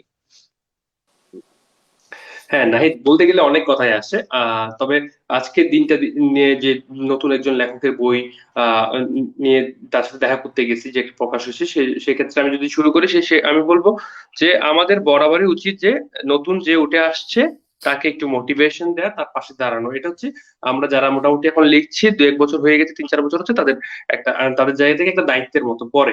কারণ হচ্ছে বরাবরই দেখা গেল কি, আমি যখন উঠে আসছিলাম বা আমি যখন প্রথম লিখছি, তখন কাকে পেয়েছি কাকে পাইনি এই ধরনের কিন্তু কিছু বিষয় আমাদের মধ্যে কাজ করে। যতই দেখি না কেন, যতই বুঝি না কেন যে এই মানুষটা খুবই পারফেক্ট, এই সে, কিন্তু সে হয়তো সবার জন্য পারফেক্ট হতে পারে। সে আমার সাথে কি করেছিল, বা তার ধারস্থ হওয়ার পরে সে আমাকে কতটা অবহেলা করেছিল, কিংবা আমি প্রথম বই প্রকাশের সময় কতটা লাঞ্ছিত হয়েছি। তো সেই সব বিষয়গুলো কিন্তু চিন্তা করলে দেখা যায় কি, একদম যারা ফ্রেশার তাদের পাশে গিয়ে আমাদের দাঁড়ানোটা কর্তব্যের মধ্যে পড়ে, আমি এটা মনে করি। এবং তাদেরকে নিয়ে যখন আমরা কথা বলি, তখন দেখা যায় কি, কিছু কমেন্ট পাস হয় যে যাকে নিয়ে কথা বলছে সেও কি, সে সে তো লেখকই না, যে বলছে সেও লেখক না। তো যারা আবার আলোচনা করে তারা কিন্তু রেফারেন্স দেয়, যে তখন আমি কিন্তু প্রবীণ লেখক এবং কালজয়ী লেখকদের প্রতি শ্রদ্ধা রাখি বরাবরই, তারপরে বলছি তারা রেফারেন্স দেয় শরৎচন্দ্রের, মানিক বন্দ্যোপাধ্যায়, বঙ্কিমের, কিংবা রবীন্দ্রনাথের। কই তারা তো তারপরের যে ভালো লেখক যে ছিল, প্রবীণ লেখক, তাদের নিয়ে বলে না? আখতারুজ্জামান ইলিশ নিয়ে কই অহরহ কথা হয়? হয় না। কই সাদুজ্জামান অ্যাভেলেবেল কথা হয়? হয় না। হয়, কিন্তু যে পরিমাণ তারা রেফারেন্স দেয়, যখন আমার সমালোচনা করতে আসবে, যখন নতুন লেখকের সমালোচনা করতে আসবে, যখন একজন উঠতি লেখক পাঠক প্রিয় লেখকের সমালোচনা করতে যায়, তখন তারা বলে কি রবীন্দ্রনাথের রেফারেন্স দেয়, তখন তারা রেফারেন্স দেয় শরৎচন্দ্রের, তখন তারা রেফারেন্স দেয় মানিক বন্দ্যোপাধ্যায়। তো তারা তো কিছু কিছু জেনারেশন পূর্বে যারা ভালো লেখক ছিল, তাদের আহমদ সাফাদের কথা বলে না, আহমদ শরীফদের কথা বলে না, তো আখতারুজ্জামান ইলিশদের কথা বলে না, শৌকত আলী শৌকত ওসমানদের কথা বলে না। এখন বর্তমান সময়ে আপনার শহীদুল জহির, তারপর মাহমুদুল হক, ওনাদের বই ভালো, ভালো বই, বইগুলো নিয়ে অহরহ অ্যাভেলেবল কথা হচ্ছে না। আমরা দেখছি যারা বইয়ের জগতে খুব বেশি ডেপথে আছে, তারা হয়তো জানছে, কিন্তু বেশিরভাগ সময় ছড়িয়ে পড়ে কাদের কথা আমরা সোজাসুজি জানি যে রবীন্দ্রনাথ বলতে রবীন্দ্রনাথ, শরৎচন্দ্র, মানে এইভাবে বলি। যারা সমালোচনা করে তারাই কিন্তু রেফারেন্স এইভাবে। হ্যাঁ, তো সেই ক্ষেত্রে দেখা যায় কি আসলে, আমি যেটা মনে করি, না আমি একটু সময় নিচ্ছি, বিষয়টা শুরু হয়ে গেছে একদম প্রথম থেকে, বা সাহিত্যের শুরু থেকে। যেমন চর্যাপদ আসছে, তারপর হচ্ছে শ্রীকৃষ্ণ, এই যে পর্যায়ক্রমে যুগ বিভাজন হয়েছে, এই যুগ বিভাজনে কিন্তু সাহিত্যের ভাষাটা কিন্তু পরিবর্তন হয়। সাহিত্য, বাংলা ভাষার পরিবর্তনটা হয় কিন্তু সাহিত্যিকদের হাত ধরে। ঠিক আছে, সেক্ষেত্রে এখন বলা হয় কি যে তৌকির তৌফিকের লেখাটা গতানুগতিক, কি একজন কিশোর হাসান ভাইয়ের লেখাটা হয়তো বলছে যে খুব সহজ সরল, আগের লেখকদের লেখা অনেক গম্ভীর্য ছিল, কিন্তু ভাবতে হবে যে যে শ্রীকৃষ্ণ লিখেছে কিংবা যে চর্যাপদ লিখেছে, সেই সময় লেখা একার মধ্যে ফারাকটা কিন্তু সাহিত্যিকদের হাত দিয়ে হয়েছে, সেটা হুট করে বদলে যায় নাই। ঠিক আছে, তো আগামীতেও কিন্তু ভাষার গত ব্যবহার এবং সময়ের প্রেক্ষাপটের যে আচরণ, আমি চাইলেই হয়তো একটা শহর জীবনকে গ্রামীণ চিত্র দিতে পারছি না। এবং এখনকার গ্রামগুলোও কিন্তু গ্রামের মতো না, পরিবর্তন হয়েছে। সেক্ষেত্রে আমি একটা গ্রামের বর্ণনা দিতে গেলেও কিন্তু আমি কিছু কিছু ওই যেমন পৌরসভা যেটা হয়েছে, অনেকটাই কিন্তু শহুরে ফ্লেভার চলে এসেছে। আমার যা অভিজ্ঞতা থেকে বলছি, যে শহুরে ভাব চলে আসছে। তো একটা অ্যাকচুয়াল গ্রাম খুঁজে বের করতে হলে আমাকে অনেক দূরে যেতে হচ্ছে, এমন প্রত্যন্ত অঞ্চলে যেতে হচ্ছে। যেমন আমি রিঙ্গনপুর লেখার সময় আমার অভিজ্ঞতা, আমি কাজে লেগেছি, আমার একটা জায়গায় যেতে হয়েছে যেখানে চারদিকে উন্নয়ন হচ্ছে, উন্নতির দিকে, কিন্তু ওই অঞ্চলটাই শুধুমাত্র অবহেলায় রয়ে গেছে। তো এই ধরনের অঞ্চলগুলো দেখতে একটা গ্রাম একটা গ্রামের ভাব আছে, ফ্লেভার আছে। তো আলটিমেটলি যখন যারা পৌরসভায় থাকছে, ফর এক্সাম্পল যারা পৌরসভার অধীনে গ্রামগুলোতে থাকছে, যারা কিন্তু গ্রামের সঠিক যে আমরা আমরা পড়েছি বা আমাদের আগে যারা পড়েছে, যা এখন বইয়ে আছে, বা আগামী 10 বছর পরে সেটা থাকবে না, চেঞ্জ হয়ে যাবে, তখন এই পরিবর্তনটা কিন্তু সাহিত্যিকদের হাত ধরেই হয়। হ্যাঁ, এই বিষয়গুলোতে অনেক জটিলতা আছে, আলোচনা করতে গেলে কিন্তু অনেক বিষয় অনেক ভাবেই বলা যায়। তো আমি মনে করি যে সমালোচনা করা উচিত, সমস্যা নাই, গঠনমূলক সমালোচনা করা যায়। তবে যেটাই করুক, একজন লেখক যখন লেখে নিশ্চয় কোনো একটা মেসেজ রাখে, সেই মেসেজটাকেও উল্লেখ করা উচিত। যে আমি যদি আমাকেই বলি যে একদম তৌকির তৌফিকের একটা লেখা বই ভালো লাগেনি কারো, তো সেক্ষেত্রে আমি সেখানে কিন্তু একটা মেসেজ দেওয়ার চেষ্টা করেছি। সে বলতে হবে যখন সে সে যদি বসেই যে তৌকির তৌফিকের বইটার ভুল ধরবো, সমালোচনায় শুধু দোষগুলাই আমি আজকে উল্লেখ করব, সেই নিয়ত যদি সে বইটা পড়তে বসে, সে কিন্তু আমার প্রথম পৃষ্ঠা থেকেই ভুল ধরে যাবে। প্রথম পৃষ্ঠা লাগবে না, প্রচ্ছদ থেকে সে ভুল ধরে যেতে পারবে, ঠিক আছে? কিন্তু মোটামুটি আমি প্রায় সময় বলি পাঠ প্রতিক্রিয়া আর পাঠ পর্যালোচনার মধ্যে অনেক ফারাক আছে। একটা পাঠ পর্যালোচনার একটা অবিচ্ছেদ্য একটা অংশ হচ্ছে পাঠ প্রতিক্রিয়া। পাঠ প্রতিক্রিয়া আমি যে কোনো বইয়ে দিতেই পারি, ভালো লাগছে ভালো লাগে না এরকম, কিন্তু এটা হচ্ছে আসলে ক্ষতি। মূলত আমরা যখন বই পড়ি, যারা পাঠক মূলত তাদের উচিত যে একটা বই পড়ে একদম প্রচ্ছদ থেকে শুরু করে শেষ পৃষ্ঠা পর্যন্ত বয়ান করা, অর্থাৎ সংক্ষেপে বিবরণ দেয়া, বইটার খারাপ দিক ভালো দিক, ঠিক আছে? সেক্ষেত্রে হয়তো একদম আলোচনাটাকে লেখকরা গ্রহণ করতে পারে, তা না হলে কিন্তু এক্স্যাক্টলি। লেখকদের একটা ভাইয়া ভ্যালু আমি আছে, আপনার কাছে সেটা একটা বড় ক্ষতি হয়ে যায়। আহ, আবারও ফিরবো একটু শরীফ ভাইয়ের কাছে যাই যে ছোট একটা প্রশ্ন থাকবে তিনজন লেখকের কাছে যে শরীফ ভাইয়া, আপনার কোন বইটা এখন পাঠকদের অবশ্যই পড়তে বলবেন? যে কোনো একটা বই, তাহলে কোন বইটা হবে? একটাই বলতে হবে? হুম। একটা বলতে ছায়া সময় বলবো আমি পড়তে। ছায়া সময়, অর্থাৎ সেটা আমার একটা বই কেন, যে যেই বইটা পড়লে আসলে পাঠক আপনার বাকি বইগুলো খুঁজবে, তো সেই প্রথম বইটা কোনটা হবে?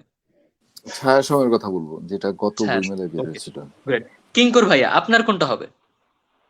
আচ্ছা হাসান ভাই, আমি এই ফাঁদে পড়তে চাই না। আমি সবসময় বলি যে আমার সব বই পড়তে হবে, বাট একটু ছোট করে বলি। সেটা হচ্ছে যে কিছু কমেন্ট আমি দেখছিলাম। তো অনেকে জিজ্ঞেস করছিল বাকবিধবা নামটা কেন। আমি একটু ছোট্ট করে এটা একটু জবাবটা দিতে চাই। জি। মানে আমরা ইভেন এই প্রচারণার সাথে হয়তো মিলে যাবে, আমরা সবসময় পছন্দ করি একটু জ্ঞান দেবার। তো বাকবিধবা নিয়ে একটা কমেন্ট ছিল যে বিধবা হলে সে আবার পুরুষ কেন হবে, বাঘ কেন হবে, বাঘিনী দিয়ে দেন। তো বাঘ বিধবা মূলত আমি চাইলেও দিতে পারবো না। সুন্দরবনে যারা মধু সংগ্রহ করতে যায় অথবা কাঠ সংগ্রহ করতে যায়, বাঘের শিকার যারা হন, যারা প্রাণ হারান, তাদের স্ত্রীদেরকে, যারা বিধবা হন তাদেরকে বাঘ বিধবা বলা হয়। এটা সরকারি একটা হিসাব আছে, একটা তালিকাও আছে। এবং এই বিধবা যারা, তারা আসলে অনেক নির্যাতিত হন এবং বঞ্চিত হন অনেক কিছু থেকে। তো তাদের জীবন নিয়ে একটা গল্প বলার চেষ্টা আছে বাঘ বিধবা উপন্যাসে। আর আমাকে যদি বলা হয় যে কোন বইটা পড়বেন, আমি অবশ্যই বলি যে উপন্যাসের দিক থেকে মেঘডুবি মধ্যবিত্ত হতে পারে, বাট সব বই অবশ্যই পড়বেন। আর আমি আমার ছোট গল্পে আমি বলি যে রাজতন্ত্র উপন্যাসের পরে আমি একবার ঠিক করেছিলাম যে আমি আর লিখবো না। তো তখন তেহরান থেকে আমাকে এখন ইসফান্দিয়ার আরিয়ান, আমি নাম বলে দিই, বাংলা একাডেমির অ্যাসিস্ট্যান্ট ডিরেক্টর, উনি আমাকে একটা মেসেজ, একটা বড় চিঠি পাঠান এবং চিঠি পাঠিয়ে বলেন যে আপনার কাঠের শরীর বইটা আমি কোনো একভাবে পেয়ে গিয়েছিলাম এবং আমার মনে হয়েছে যে আপনি ছোট গল্পে অনেক শক্তিশালী। এবং আপনার গল্পে যেটা হয় যে কোনো সাধারণত সূচনা থাকে গল্পে, দেন সংকট থাকে এবং সংকট থেকে আমরা বের হই। তো আপনার গল্পের ফর্মটাই ডিফারেন্ট, এখানে কোনো সূচনা নেই, কোনো কনক্লুশন নেই। আপনি সংকটের ভেতরেই ঢুকে যান এবং সংকটের ভেতরে মানুষকে রেখেই, একটা অদ্ভুত প্রশ্নে রেখে, একটা দোলাচলে রেখে আপনি বের হয়ে যান। এবং প্রত্যেকটা গল্পই আপনাকে কোনো না কোনো বিচিত্র বিষয় নিয়ে লিখতে হয়। আমি সবসময় বলি যে আমার যত ছোট গল্প আছে, প্রত্যেকটা ছোট গল্পের ঘটনা এক একটা আলাদা আলাদা বিষয় নিয়ে। যেমন বাঘ বিধবায় বাঘের এই ব্যাপারটা নিয়ে আছে। কোন এক জায়গায় বাংলাদেশে আদিবাসী যাদের মাত্র 7 জনের মতন আছেন, যারা বিলুপ্ত হয়ে যাচ্ছেন, কুয়ো খনন করে যারা টিকে থাকতেন, তাদের জীবন নিয়ে একটা অংশ আছে। কোথাও আছে সুন্দরবনের দোমরা বলা হতো, যারা রায়মঙ্গল নদী থেকে ডুবুরি সাত, মানে ন্যাচারালি হচ্ছে অনেকক্ষণ নিঃশ্বাস রেখে রাতের বেলা ট্রলারে করে কাঠ পাচার করতো।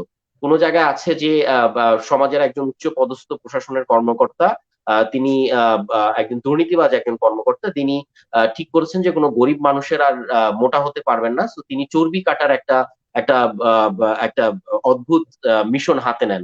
তো এরকম উদ্ভট সব বিষয় নিয়ে দেশের সবচেয়ে লম্বা যে মানুষ জান্নাত আলী, তাকে নিয়েও লিখেছি। প্রত্যেকটা নতুন নতুন জায়গা থেকে আমি একটা গল্প বলার চেষ্টা করেছি। কিচ্ছা জি। পূরণ আমার একটা বই আছে যেখানে সবগুলো গল্প একসাথে পাওয়া যাবে।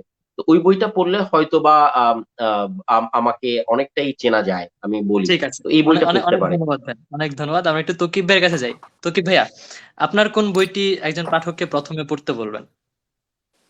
সেক্ষেত্রে বলবো আমার বইয়ের প্লট গুলো হচ্ছে ভিন্ন ভিন্ন, সেহেতু প্রত্যেকটা বইয়ের স্বাদটা আলাদা হবে, এটাই বলতে হয় যে প্রত্যেকটা বই পড়া উচিত। তবে তারপরে যদি বলি যে পাঠক প্রিয়তা বা পাঠক কোন বইগুলোকে খুব বেশি আগ্রহ দেখিয়েছে কোন বইগুলোর দিকে, সেদিকে যদি বলি আমি হচ্ছে অধ্যায় বইটা এবং হচ্ছে নিদাসিয়া বরাবরই। এবং কবিতার ক্ষেত্রে কিন্তু ক্যাকটাস একটি বই আমার কাব্যগ্রন্থ, এবং সেটি কিন্তু বেশ পাঠক প্রিয় হয়েছে ইতিমধ্যে, জি, এবং সেই বইটি সকলের কাছেই আমার মনে হয় ভালো লাগার একটি বই হবে যদি কবিতা যারা ভালোবাসে তাদের কাছে। জি, আর অবশ্যই অন্যান্য উপন্যাসের বইগুলো ক্ষেত্রে অনেক পাঠকপ্রিয় হোক এবং রিঙ্গনপুরও অনেক পাঠকপ্রিয় হবে আমরা আশা রাখছি। আমরা আরেকটি বিষয়ে চলে যাই। লাইভটি আমাদের একদমই প্রায় শেষে চলে এসেছে। যে আহ, যারা যারা এখনো প্রি অর্ডার করেননি, কানামাছি.com এর পেজে গিয়ে এখনই প্রি অর্ডার করে ফেলুন। সর্বোচ্চ 30% ছাড়ে এখন প্রি অর্ডার চলছে বাক বিধবার। যারা যারা প্রি অর্ডার করে ফেলবেন তাদের মধ্য থেকে লটারির মাধ্যমে 3 জন পেয়ে যাচ্ছেন 6,000 টাকার বই। প্রথম জন পাচ্ছেন 3,000 টাকার বই, দ্বিতীয় জন পাচ্ছেন 2,000 টাকার বই, এবং তৃতীয় জন পাচ্ছেন 1,000 টাকার বই। এবং সর্বোচ্চ যারা শেয়ার করবেন তারা পাচ্ছেন মেকডুবি মাস্ক। শরীফ ভাইয়ের কাছে চলে যায় একটা বিষয় নিয়ে।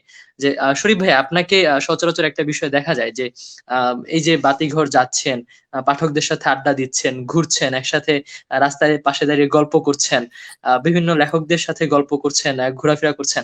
তো এই যে লেখক লেখক একটা চমৎকার সম্পর্ক, সবার সাথে একটা চমৎকার সম্পর্ক বজায় রেখে চলা, ভাই আপনার কাছে কি মনে হচ্ছে যে বর্তমান সময়ে লেখক লেখক সম্পর্কগুলো কিভাবে আছে এবং লেখক লেখক সম্পর্কটা ঠিক কি রকম হওয়া উচিত, একটু যদি বলতেন ভাইয়া।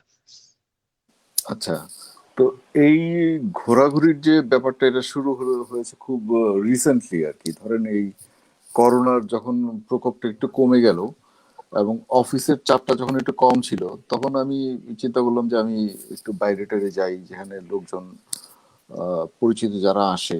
তো বাতিঘর যেটা হচ্ছে বইয়ের দোকান, বাংলা মোটরে, ওখানে আমি যাই, প্রতি শুক্রবারের দিকে যাই সাধারণত। তো ওখানে গেলে হয় কি, ওখানে গেলে আমার পরিচিত অনেক পাঠক, ওদের সাথে দেখা হয়, লেখকদের সাথে দেখা হয়। তো আমি আসলে বাইরে দেখতে কিংবা মনে হয় যে অনেকটা গম্ভীর লোক কিংবা একটু রাশভারী লোক, কিংবা কিন্তু আসলে ব্যক্তিগতভাবে হয়তো অতটা না।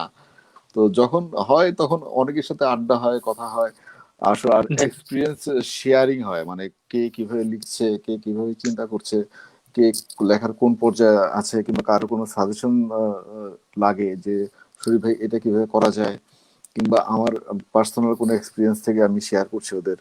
তো বেশিরভাগই হয় কি, আমার বেশিরভাগই আমার জুনিয়র রাইটার, মানে তারা হচ্ছে জুনিয়র। জি, হ্যাঁ, তারা বয়স কম, তারা সবাই আমার চেয়ে বয়সে কম, বেশিরভাগই বয়সে কম। তো ওদের সাথে আড্ডা দিতে আমার ভালোই লাগে, কারণ আমার ওই কাজের পর, চাকরির পর আমি দেখছি যে আমার এইভাবে সময়টা বেশ ভালো কাটছে ওদের সাথে। কারণ এখানে বই নিয়ে আলাপ হচ্ছে, লেখালেখি নিয়ে আলাপ হচ্ছে, আমার অভিজ্ঞতা শেয়ার করছি, ওদের অভিজ্ঞতা জানতে পারছি। তো এটা আসলে আমার জন্য হয়তো জি, জি একটা ভাই, একদমই। এবং টনিকের টনিকের সব মতো কাজ থেকে করে আর কি। ভালো লাগার যে বিষয়গুলো হচ্ছে যে এই যে আপনারা 3 জন যারা আছেন লেখক, সিনিয়র রাইটার, বা আপনি যেভাবে বলছেন যে আহ, যাদের সাথে ঘুরছেন বা গল্প করছেন তারা আপনার জুনিয়র, বা আমি যদি একদম নিজের থেকে বলি যে আমার নিজের এইজ ধরে যদি বলি যে আপনারা 3 জনই হচ্ছেন আমার সিনিয়র। অ্যান্ড 3 জনই এই জুনিয়র রাইটার যারা হচ্ছে নতুন বেড়ে উঠছে, বা শুধুমাত্র রাইটার না, যারা হচ্ছে এই আপনাদের ইন্ডাস্ট্রির সাথে সংযুক্ত তরুণ লেখক, তরুণ পাঠক বলেন বা তরুণ প্রকাশক বলেন, সবার প্রতি যে একটা চমৎকার সম্পর্ক বজায় রেখে তাদেরকে অ্যাপ্রিসিয়েট করে চলছেন, এটা আসলে অনেক বেশি ভালো লাগা কাজ করে। আর চলে যায় কিঙ্কর ভাইয়ার কাছে, যে ঠিক 2017 থেকে ভাইয়ার সাথে আসলে আমার চলা। তো ভাইয়ার সাথে ঠিক 2017 থেকে বিভিন্ন কাজে বিভিন্ন জায়গায় দেখা হয়েছে, এবং ভাইয়া সেই এতগুলো বছর ধরে আমাকে আগলে রেখেছে। এবং আমি নিজে দেখেছি যে ভাইয়া যারা তরুণ উঠে আসছে তাদেরকে ঠিক কতটা অ্যাপ্রিসিয়েট করে, আমাকে ঠিক কতটা অ্যাপ্রিসিয়েট করে। সেই জায়গা থেকে কিঙ্কর ভাইয়ার কাছ থেকে অনেক কিছু শেখার আছে। যে ভাইয়া এই যে লেখক লেখক সম্পর্কগুলো ঠিক কতটুকু অ্যাপ্রিসিয়েটেবল থাকা উচিত, বা নতুন লেখকদের কতটা জায়গা দেওয়া উচিত, জায়গা করিয়ে দেওয়া উচিত। So, কিঙ্কর ভাই এই জায়গায় একটা আদর্শ হিসেবে থাকবে। কিঙ্কর ভাই, আপনার মুখ থেকে একটু শুনতে চাই এই বিষয়টা নিয়ে। আচ্ছা, আমি জানি না কোন এক কারণে আমি মাঝখানে একটা ফোন আসার কারণে একটু সাউন্ডের কোন একটা ঝামেলা হচ্ছে মনে হয়। সবাই কথা শুনতে পাচ্ছে কিনা। আমার জন্য লাইভ জি গুলো ভাইয়া, শুনতে পাচ্ছি। আসলে অনেক আনন্দের। আনন্দের এই কারণে, একে হচ্ছে আড্ডা দেওয়া যায়, আর দুই হচ্ছে প্রচুর পরিমাণে প্রশংসা শোনা যায়। তো এইটা অনেক ধন্যবাদ নাহিদ, হাসান ভাই এবং তকিব তিনজনকেই। প্রশংসা শুনতে খারাপ লাগে লাগে না, কারণ গালি টালিও শুনি মাঝে মাঝে, আহত হই মাঝে মাঝে। তো যেটাই হোক, আম, একটু যেটা বলতে চাই সেটা হচ্ছে যে লেখক লেখক সদ্ভাব খুব জরুরি। এবং যেমন এই আসার আগেই, লাইভে আসার আগে আমাকে একজন বলছিল, তাহির, আমারই ছোট ভাই, যে হাসান ভাই আসলে খেতে পছন্দ করে। যেমন আমি আসলে অনেক খাই না, কিন্তু খেতে পছন্দ করি। যেমন আমি চিন্তা করছিলাম যে হাসান ভাইয়ের সাথে নেক্সট যেদিন দেখা হবে, একসাথে বসে ফালুদা, গ্রিল, নান মেরে দিব একসাথে, কিংবা মোরগ পোলাও অথবা কোরমা শরীফ হয়ে যাবে ভাই, একসাথে, শরীফ ভাই নাহিদ আমার সহ। নামটা একটু তো আমি বইলা আসলে দিয়েন। অনেক খেতে পছন্দ করি, অনেক খাই না না, হয়তো, কিন্তু মানে নানান জায়গায় যাই, ট্রাই করার চেষ্টা করি। তো এই সম্পর্কটা দরকার, কারণ হচ্ছে কি এক জীবন আসলে সবকিছু শিখে ফেলার জন্য যথেষ্ট না। আমার অনেক কিছু শেখার আছে হাসান ভাইয়ের কাছ থেকে। যেমন উনি কথা বলতে বলতে যে অন্ধ জাদুঘরের যে প্লট বলছিলেন, যে সময়টা একটু বলছিলেন, সাথে সাথে আমার মনে হলো, ইস, এই মানুষটার সাথে আমি তাইলে, কারণ ওইটার জন্য ওনাকে একটা পড়াশোনা করতে হয়েছে, জানতে হয়েছে। তো আমার একটা লোভের জায়গা হচ্ছে যে হাসান ভাইয়ের সাথে একটা আড্ডাই হয়তো বা ওই সময়ের কিছু একটা আমি শুনতে পারবো, জানতে পারবো, এবং মেবি ওখান থেকে আমার হয়তো বা কোনো একটা গল্প উঠে আসবে। তো আমরা চলতি পথে না অনেক গল্প কুড়াই, আমরা মণিমুক্তা যেভাবে কুড়াই, আমরা ওইভাবে গল্প কুড়াই। সেই জায়গা থেকে আমার মনে হয় যে লেখক লেখক সদ্ভাব খুব জরুরি, কারণ আমাদের চিন্তা ভাবনার জায়গাগুলো অনেকটাই একরকম। এবং আমরা যেহেতু পড়ি, তো একসাথে আড্ডা দিলে, বসলে, কথা বললে অনেক কিছু শেখা যায়, জানা যায়। এইটা খুব জরুরি। তো এইটার জন্য হইলেও একটু জি, যেটা আমি বলতাম যে বাংলা সাহিত্যে দুইটা জিনিস খুব কমন, একটা হচ্ছে বর্ষা, আমরা বর্ষাকাল নিয়ে কেউ না কেউ লিখেছে, বৃষ্টি নিয়ে। আর একটা হচ্ছে ঈর্ষা, আমরা হিংসার জায়গাটা। তো ঈর্ষাটা আমরা কোনোভাবে যদি বাদ দিতে পারি, তাইলেই হয়তো বা আমাদের এই ইন্ডাস্ট্রিটা গ্রো করবে, এবং আমরা আসলে একজন আরেকজনের সাথে পাশাপাশি দাঁড়িয়ে অনেকটা পথ হাঁটতে পারবো, এটা আমার বিশ্বাস। একদমই, একদমই ভাইয়া, অনেক অনেক চমৎকার ভাবে কথাগুলো বলেছেন, গুছিয়ে বলেছেন, এবং এগুলো আসলে অনেক বেশি ভালো লাগে আপনার কাছ থেকে কথা শুনতে। তকিব ভাইয়ের কথা যদি না বলি একদমই আসলে অনেক খারাপ হয়ে যাবে, কারণ আহ, কিঙ্কর ভাইয়াকে খুব কাছ থেকে পেলেও এবং শরীফ ভাইকে খুব কাছ থেকে দেখলেও যে হঠাৎ ফেসবুক খুলে আসলে বাতি ঘরে দেখা যায় যে আমি অনেকদিন ধরে অপেক্ষায় আছি যে আমি যেদিন বাতি ঘরে যাবো সেদিন শরীফ ভাইকে থাকতেই হবে, এরকম একটা বিষয়। তকিব ভাই আসলে চট্টগ্রামে থাকেন, এবং চট্টগ্রাম থেকে ভাইয়া ঢাকায় আসেন আসেন আসেন আসেন বলতে বলতে আমাদের ইনবক্সটা জ্যাম থাকে। তো ভাইয়া এই যে চট্টগ্রাম থেকেও ঢাকার এই যে মানুষদের সাথে চমৎকার একটা বন্ডিং ধরে রাখা, এত চমৎকার সম্পর্ক ধরে রাখা, এবং এই যে ছুটির দিনটাকে ভাইয়া তরুণ লেখকদের অ্যাপ্রিসিয়েট করতে চলে গিয়েছিলেন, এবং সেই চট্টগ্রাম থেকে যে আমাদের মতো মানুষদের অ্যাপ্রিসিয়েট করছেন। তকিব ভাইয়াকে আরেকটা আদর্শ বলবো বর্তমান সময়ের বাংলা সাহিত্যের লেখকদের মধ্যে, যে মানুষটা তরুণদেরকে তুলে নিয়ে আসার জন্য কাজ করছে, যে মানুষটা লেখক লেখক সম্পর্ককে ধরে রাখতে কাজ করছে। তো তকিব ভাইয়া, ঠিক আপনার কাছ থেকেই শুনতে চাই এই বিষয়টা নিয়ে, ছোট্ট করে যদি কিছু বলতেন। হ্যাঁ, মূলত বিষয়টা হচ্ছে যে সম্পর্কের জায়গাটা আসলে ভালো, সবসময় স্বচ্ছতা থাকা থাকা উচিত। সেটা যেই হোক, সেটা বইয়ের ক্ষেত্রে হোক, লেখক পাঠক হোক, কিংবা পাঠক পাঠক হোক, বা লেখকের লেখককে হোক। আমি যেটা চেষ্টা করি সেটা হচ্ছে বই পড়া এবং লেখাটাকে, যে একটু কিংকর ভাই শুরুতেই বলেছেন যে একটা ফুল টাইম কাজ হিসেবে নেওয়ার জন্য। আমি কিন্তু আমি প্রায় সময় বলি যে এখন আর লেখালেখিটা আমার কাছে শখের বসে জায়গাতে নেই। আমি যেহেতু নেমে পড়েছি, দ্যাটস ওয়াই এটাকে আমি কাজ হিসেবে নিয়েছি, যে আমার প্রত্যেকদিন সকালে যেভাবে অফিসে যেতে হচ্ছে এবং বাসায় ফিরতে হচ্ছে নিয়ম করে, আমি চাইলে দুপুরে ফিরতে পারছি না, ঠিক তেমনি বইটা আমার না পড়লে হবে না, পড়তে হবে, এবং একটা বাধ্যবাধকতা আমার মধ্যে আমি করে ফেলেছি, এবং লেখার কাজটাও। তো এই বিষয়গুলো এক্স্যাক্টলি। থেকে দেখা যায় কি, যখন আমরা জিনিসটাকে ভ্যালুটাকে বাড়াতে চাই, তখন শুধু নিজের জন্য না, তাহলে নিজের জন্য করলে সেটাকে একটু স্বার্থপরের জায়গা হয়ে যায়। এবং নিজে নিজেই সব শিখে ফেললাম, সব পড়ে ফেললাম। যদি পাঠক হই, তোকর পাঠক হয়ে যায়, সেক্ষেত্রে আমি সবকিছু জানি, আমি কাউকে বললাম না, আমি মানুষের ভুল ধরলাম, পোস্টে গিয়ে, কমেন্টে গিয়ে কমেন্ট করে দিলাম, শক্ত মন্দ বললাম, রেফারেন্স দিলাম, তাহলে কিন্তু এটা একটা অহংকারের জায়গা হয়েছে। এবং এই হিংসা, যেটা বললো ভাইয়া, যে হিংসার জায়গা থেকে এবং আমি অনেক সবকিছুই জানি, এরকম একটা অহংকার কাজ করে। তো এই জিনিসগুলো আসলে একদমই পরিত্যাগ করতে হবে, অহংকার, ঈর্ষা, এবং এগুলো হচ্ছে আসলে পরিত্যাগ আমি করতে সবকিছু হবে, জানি। এবং এই যে আপনি হ্যাঁ, যেই করতে হবে কাজগুলো করছেন যে বই। নতুন লেখকদের জায়গা তৈরি করে দেয়া, সেই জায়গাটাতে কাজ করতে হবে। তো কি ভাই, আমরা হ্যাঁ, একদমই একদম। লাইভের শেষের দিকে চলে এসেছি।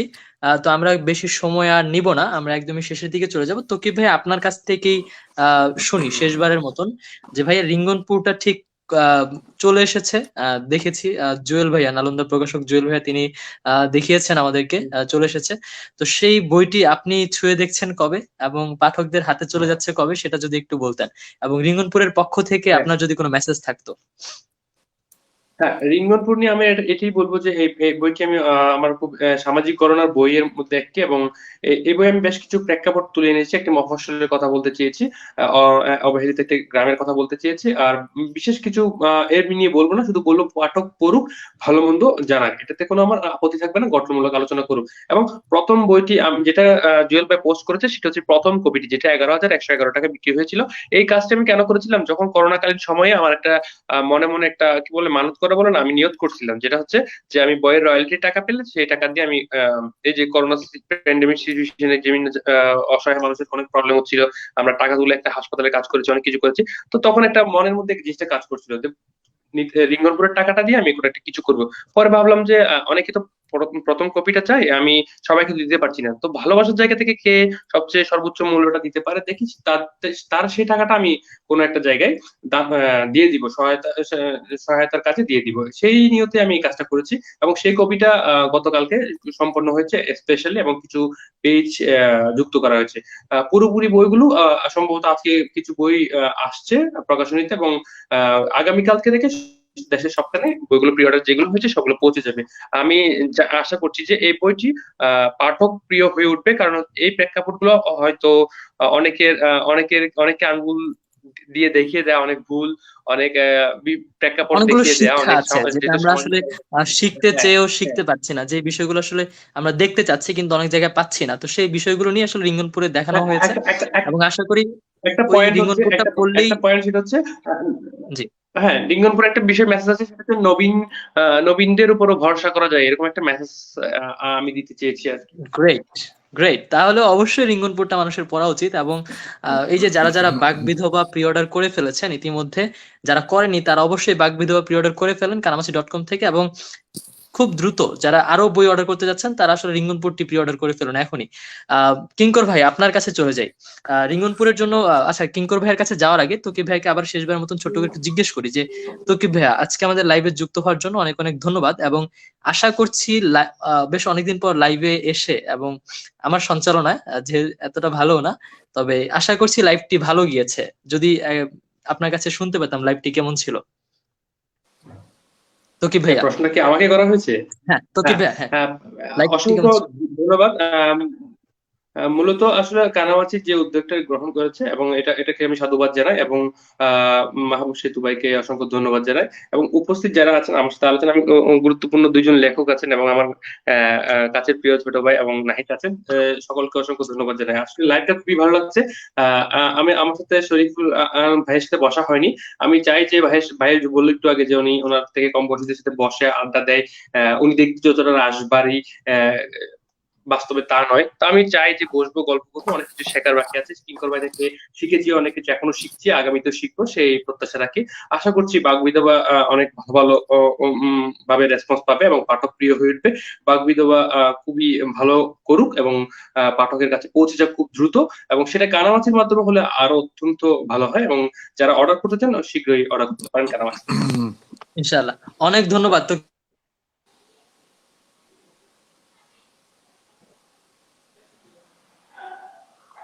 সময় দেয়া। আহ কিঙ্কর ভাইয়া, এই যে ব্যস্ততম সময়ের মাঝেও আমাদেরকে ছোট্ট করে একটু সময় দেয় এবং জলপরানি নিয়ে আপনার কাছে একটু শেষবার মতন শুনতে চাই।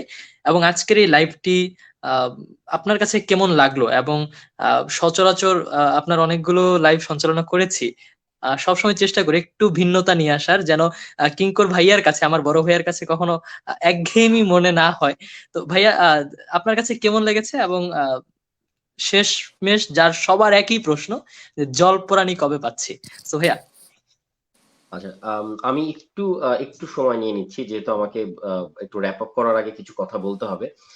প্রথম জি। যেটা হচ্ছে, কানামাসি.com কে অনেক অনেক ধন্যবাদ এবং কৃতজ্ঞতা এরকম একটা আয়োজন করার জন্য।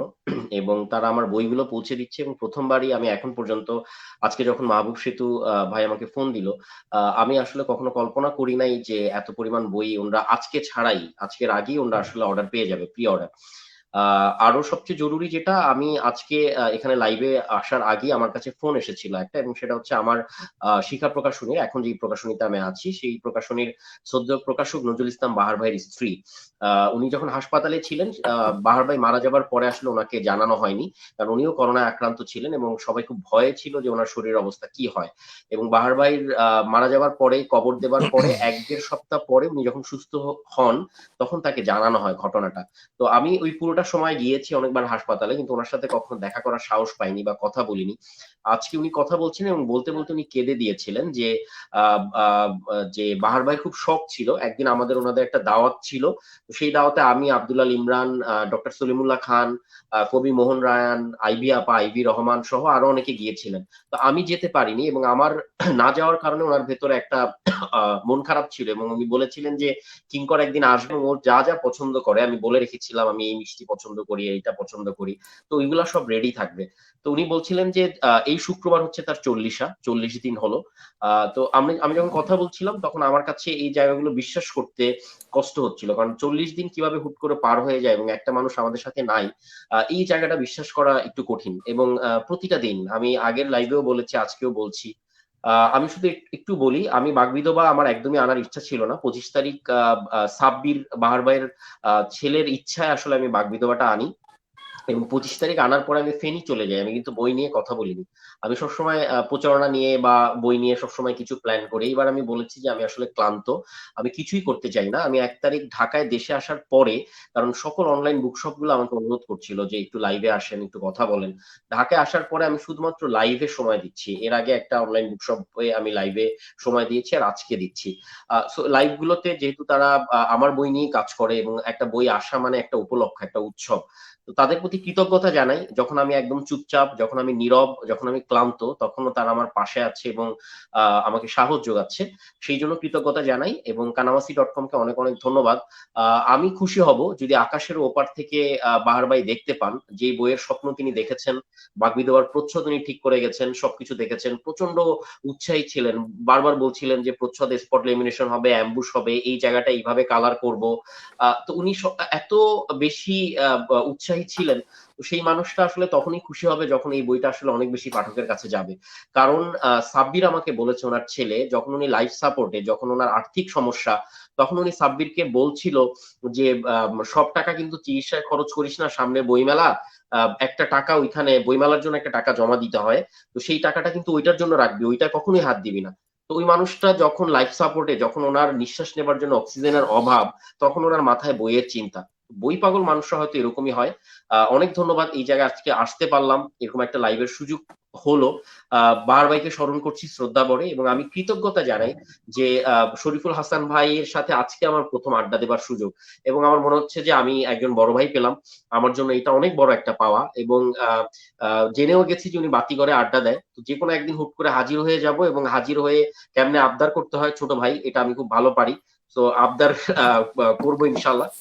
দেখা হবে, আড্ডা হবে। এবং তকিব, যেই ছেলেটা আমাকে কখনো আমার ডাকে, আমি বলি যে ভালোবাসার ডাক উপেক্ষা করা যায় না, তো তকিব সবসময় সাড়া দেয় এবং ও আমার খোঁজ নেয়।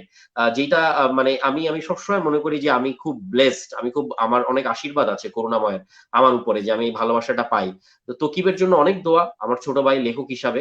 এবং নাহিদ আহসান আমার আরেকটা ভাই, এত প্রাণ চাঞ্চল্যে ভরপুর, জিজ্ঞেস করছিল যে লাইভটা কেমন। তো নাহিদ লাইভ এত ভালো করে, আমাকে যখন আলাদা করে ফোন দেয় তখন আমার মনে হয় যে আমি মনে হয় লাইভে আছি, তো একটু গুছিয়ে গুছিয়ে কথা বলতে হবে, যে হ্যাঁ বলো নাহিদ, কি করতে হবে। তো এইটা নাহিদের সাথে আমার লাইভে কথা হয় বেশি। তো নাহিদের জন্য অনেক শুভকামনা, অনেক দোয়া। চলতি পথে অনেকে বলে না যে রেষারেষি, ঈর্ষা, আমার মনে হয় এরকম মানুষ থাকলে রেষারেষি, ঈর্ষা, এই জিনিসগুলো ভালোবাসার ভিড়ে আসলে হারাবে। তো সবার জন্য অনেক দোয়া। বইয়ের কথা, বই নিয়ে লড়াই চলবে, এবং বইয়ের জন্য যতদিন বেঁচে আছি চেষ্টা করব একসাথে থাকার, একসাথে লড়াই করার এবং বই নিয়ে কথা বলার। অনেক ধন্যবাদ সবাইকে, আমার অনেক দিক থেকে ধন্যবাদ বিদায়। কিঙ্কর ভাই, অনেক অনেক ধন্যবাদ। আহ, যারা যারা এখনো বাগবিধবা প্রি অর্ডার করেননি, আমরা লাইভের একদম শেষে আছি, বাগবিধবা সরাসরি প্রি অর্ডার করে ফেলুন আমাদের পেজের মাধ্যমে। তো আপনি পেয়ে যাচ্ছেন 3000 টাকা সমমূল্যের বই 2 বছরের মাধ্যমে, এবং দ্বিতীয় জন পাচ্ছেন 2000 টাকার, তৃতীয় জন পাচ্ছেন 1000 টাকার। শরীফ ভাই, আপনার কাছে শেষবারের মতন চলে যাই, যেখানে আমরা যে তিনজন মানুষ আছি, ছোট থেকে বড়, নিচ থেকে আমি, তকিব ভাই, কিঙ্কর ভাই, এরপরে আপনি। তো ভাইয়া, আপনার এই যে তিনজন ছোট ভাই, তো এই তিন ছোট ভাইকে দেখে রাখার অনেক অনুরোধ, এবং আমি খুব শীঘ্রই আপনার সাথে দেখা করব এবং দেখা করে উপদেশ নিব যে আসলে আমার লেখালেখির দিকে আমি ঝুঁকতে যাচ্ছি। তো আপনার উপদেশ নেওয়া অবশ্যই একদমই প্রয়োজন। তো আপনার সাথে দেখা করব, এবং সব শেষে আপনার আহ বই কবে পাচ্ছি আমরা আবার, এবং আপনার সাথে কবে দেখা হবে, আমরা চারজন কবে বসে সরাসরি আড্ডা দিব। এবং ভাইয়া, সব শেষে আজকের এই লাইভটিতে যুক্ত হয়ে আপনার কেমন লাগলো জানাতে ভুলবেন না। এই প্রসঙ্গটা এরকম যে এই তিনজন যাদের সাথে এতক্ষণ লাইভে কথা বললাম কিংবা যাদের কথা শুনলাম, এদের কারোর সাথে আমার পার্সোনালি ওইভাবে দেখা হয়নি, মানে ফিজিক্যালি কারোর সাথে দেখা হয়নি। কিন্তু অদ্ভুত ব্যাপার হলো যে তিনজনকে আমার খুব কাছের মনে হচ্ছে এই মুহূর্তে, মনে হচ্ছে যে আরো তিনটা ভাই চলে আসছে। হ্যাঁ, যে এইটা আসলে কিন্তু অদ্ভুত আসলে, মানে আমি চিন্তা করছি যে এই নাহিদ ছেলেটাকে আমি দেখিনি, নাম শুনেছি, তকিবের নাম তো শুনেছি, বইও পড়েছি, কিঙ্কর হাসান তো জনপ্রিয় লেখক, তো উনাদের সাথে আমার আজ পর্যন্ত দেখাই হয়নি, ফার্স্ট টাইম। তো ফার্স্ট টাইম আমি দেখলাম যে তারা যে পরিমাণ বিনয়ী এবং যে পরিমাণ আন্তরিক, এই আন্তরিকতা কিন্তু খুব জরুরি আমাদের এই যে কাজে আমরা আছি, লেখালেখিতে কিংবা ভালো মানুষ হওয়ার জন্য। এই আন্তরিকতা এবং বিনয়, এই দুইটা জিনিস আসলে আমাদের সামনে এগিয়ে নিয়ে যাবে। কারণ আমাদের মধ্যে যদি জি ভাইয়া। বিনয় না থাকে, আন্তরিকতা না থাকে, তাহলে আমরা কোনোভাবেই ভালো মানুষ হতে পারবো না। আমার মনে হয় যে লেখালেখি করে আমার মানে ফলাফল কি, আমি কি মিলিয়নিয়ার হব, আমার ওইরকম কোনো টার্গেট নেই আসলে। এই যে কতগুলি ভালো লোকের সাথে পরিচয় হচ্ছে, কতগুলি নতুন পাঠকের সাথে পরিচয় হচ্ছে, কতগুলি ভালো লেখকের সাথে পরিচয় হচ্ছে, আমার কাছে এটাই আসল, এটাই হচ্ছে আমার মূল লক্ষ্য আসলে, যে নতুন নতুন পাঠক যোগ হচ্ছে এবং তাদের মাঝে নতুন নতুন এটাই পাওয়া আর আহ, কি, দিন শেষে এটা পাওয়া এটা একটা অর্জন। পাওয়া। হ্যাঁ, এটাই আসলে আমার কাছে মেন পাওয়া। এবং আজকের লাইভটা আমার কাছে অন্যরকম, কারণ আমি টুকটাক লাইভে অংশ নিচ্ছি, বাট এটা সামথিং ডিফারেন্ট। এই লাইফটা একটু অন্যরকম আমার কাছে, কারণ তিনজনই আমার কাছে নতুন, তিনজনই আমার কাছে আপন হয়ে গেছে একটা লাইভেই। আর বইয়ের ব্যাপারে যেটা বলবো, যে আমার এই একটা বই বেরোবে কিং কর্তব্য বিমূঢ়, এটা আপনার ওই আধিভৌতিক ধরনের আর কি। আহ, এটা বের হবে আপনার 2000, হয়তো বইমেলা হলে বের হবে, অবসর প্রকাশনী থেকে। তো সেই বইয়ের লেখা শেষ হয়নি, তো কাজে সেই ব্যাপারে খুব বেশি আর কিছু বলার নেই আপাতত। যখন হবে তখন আপনারা জানবেন, আপনাদের সাথে শেয়ার করব। আর এই জি মুহূর্তে ভাইয়া। বাগবিধবা এবং রিঙ্গনপুর যে এই দুটো বই বের হতে চলেছে, তাদের দুটো বইয়ের প্রতি আমার শুভেচ্ছা রইল এবং শুভকামনা রইল। দুটো বই পাঠক প্রিয় হোক, সবার হাতে হাতে পৌঁছে যাক, সবাই বইগুলি পড়ুক, সবাই বইয়ের ফিডব্যাক জানাক। কারণ বই পড়ে যদি ফিডব্যাক না জানান, পাঠক কিন্তু কিছুই লেখক কিন্তু এটার জন্য ওয়েট করে থাকে। ভালো লাগুক খারাপ লাগুক সবই জানাবেন, এবং জানাবেন যতটা সহনশীল ভাবে জানানো যায়। যদি আপনার কাছে খারাপ লাগে যে বইটা ভালো লাগেনি, যতটা নরম ভাবে জানানো যায় সেভাবে জানার চেষ্টা করবেন। কারণ আমরা খুবই সেন্সিটিভ, হ্যাঁ, আমরা লেখকরা খুবই সেন্সিটিভ। আমরা হয়তো একভাবে চিন্তা করে লিখি, হয়তো সেটা আপনাকে স্পর্শ করেনি হয়তো, কিন্তু তারপরে ভাববেন যে আমরা আমাদের সর্বোচ্চ চেষ্টাটাই করেছি সেখানে। তো এটাই আমার মানে চাওয়া আর কি, সব পাঠকের কাছে, সব লেখকের কাছে। জি, অনেক অনেক ধন্যবাদ শরীফ ভাইয়া, অনেক অনেক ধন্যবাদ কিঙ্কর ভাইয়া। এবং সুদূর চট্টগ্রাম থেকে, চট্টগ্রাম আমার কাছে মনে হয় যে অনেক দূর, কিন্তু আসলে অনেক দূর না। হঠাৎ করে তকিব ভাইয়ার বাসায় যে কবে যাব সেটা ভাবতেছি আমি। কিন্তু এই তকিব ভাইয়া মানুষটা হ্যাঁ, একদমই ভালো না। উনি এই রাত করে অফিস থেকে বাসায় ফিরে, অর্থাৎ আমি সাহস পাচ্ছি না যে ওনার বাসায় যাব, কিন্তু ওনাকে পাবো কিনা। তো তকিব ভাইয়া, আসলে আপনাকে কবে পাওয়া যাবে সেটা একটু বলেন। হ্যাঁ, তুমি যে কোনো মুহূর্তে আসতে পারো, সমস্যা নাই। আমি না থাকলেও তো আমার বাসা খালি, সমস্যা নাই। তুমি থাকবা, রেস্ট ঠিক নিবা, আছে, দেখা হবে আমি এই যে অবশ্যই। শরীফ ভাই আর কিঙ্কর ভাইয়ের সাথে প্ল্যান করি কবে চট্টগ্রাম হানা দেওয়া যায়। আপনার আমি কিংকর অলকানন্দা ভাইকে একবার বাড়িটা অনেক, দাওয়াত করছিলাম। আপনার অলকানন্দা বাড়িটা অনেক সুন্দর, তো আমি চেষ্টা করবো এই দুই ভাইকে নিয়ে আসছে। হ্যাঁ, সেই জন্য কিন্তু তোমাকে আরো বেশি সময় নিতে হবে, কারণ হচ্ছে সেটা আমার গ্রামে। অলকানন্দা বাড়ি হচ্ছে ফটিকছড়িতে, এবং বৃহত্তর এশিয়াতে এশিয়াতে সবচেয়ে বড় যে চা বাগান, সেটা হচ্ছে আমার বাড়ির পাশে কর্ণফুলী চা বাগান। বাহ, আচ্ছা আচ্ছা আচ্ছা। বাহ। সিলেটের চাইতে বড়। ইনশাল্লাহ যাবো একদিন। কিঙ্কর ভাইয়া তো চায়ের দেশে যান মাঝে মধ্যে ঘুরতে। হ্যাঁ, কিংকর ভাইকে আমি একবার বলেছিলাম, হয়তো ভুলে গেছে। সাদ ভাই আসার প্ল্যানিং করছে, দ্যাটস ওয়াই মোটামুটি সবকিছু মিলিয়ে সবাই একসাথে একদিন চলে আসা যায়। ইনশাল্লাহ। ইনশাল্লাহ ভাইয়া। অবশ্যই, শেষের অবশ্যই দিকে আমাদের আমি একটু কথা কম শুনতে পাচ্ছি। যার কারণে আমি ঠিক মতন রিপ্লাই দিতে পারছি না। মানে আমার মনে হচ্ছে যে মাথা যদি উপর নিচ করি তাইলেই মোটামুটি চালিয়ে নেওয়া যাবে। তো আমি এই কাজটাই করছি শেষ কিছুক্ষণ যাবত। জি, অনেক অনেক ধন্যবাদ তিনজনকে। চমৎকার একটি সময় গিয়েছে, অর্থাৎ বই নিয়ে যখন কথা বলে মানুষজন, বইয়ের গল্প হয়, যে মানুষগুলোকে একটা সময় পাঠকদের কাছে এটাই ছিল যে যাদের লেখাগুলো আমি পড়ছি, একটা দিন যদি তাদের দেখা পাই, বইমেলায় গিয়ে দিনের পর দিন দাঁড়িয়ে থাকে স্টলের সামনে, যদি লেখক আসে, সেই জায়গা থেকে বর্তমানে ইন্টারনেট জগৎটা এতটা চমৎকার একটা বিষয় সৃষ্টি করে দিয়েছে যে লেখকদের সাথে প্রতিদিন কথা বলার সুযোগ, প্রতিদিন লেখকদের কাছ থেকে তাদের গল্প শোনার সুযোগ করে দিচ্ছে। এবং সেই সুযোগটা আজকে করে দিয়েছে কানামাছি.com। কানামাছি.com এর কাছ থেকে প্রচন্ড কৃতজ্ঞতা প্রকাশ করছে এবং বই নিয়ে কাজ করে যাচ্ছে। অনেক বেশি শুভকামনা রইলো, অনেক বেশি ধন্যবাদ রইলো। এবং কিঙ্কর ভাইয়া, শরীফ ভাইয়া, তকিব ভাইয়া, তিনজনকে অনেক অনেক ধন্যবাদ ব্যস্ততম সময় থেকেও আমাদেরকে ছোট্ট করে সময় দেওয়ার জন্য। অনেক অনেক ধন্যবাদ। পৃথিবী বইয়ের হোক, বই নিয়ে কথা হোক, বই বিপ্লব হোক, এবং প্রত্যেকজন লেখকের প্রত্যেকটি বই পড়া হোক, আলাদা করে কোনো ঘরানার লেখক তৈরি করা না হোক আর কি। তো শরীফ ভাইয়াকে অনেক বেশি শ্রদ্ধা, কিঙ্কর ভাইকে অনেক বেশি শ্রদ্ধা, তকিব ভাইকে অনেক বেশি শ্রদ্ধা জানিয়ে আজকের এই লাইভটি এখানেই শেষ করছি। ধন্যবাদ সবাইকে। আল্লাহ ধন্যবাদ হাফেজ। সবাইকে, আল্লাহ হাফেজ। ধন্যবাদ। হ্যাঁ, ভালো।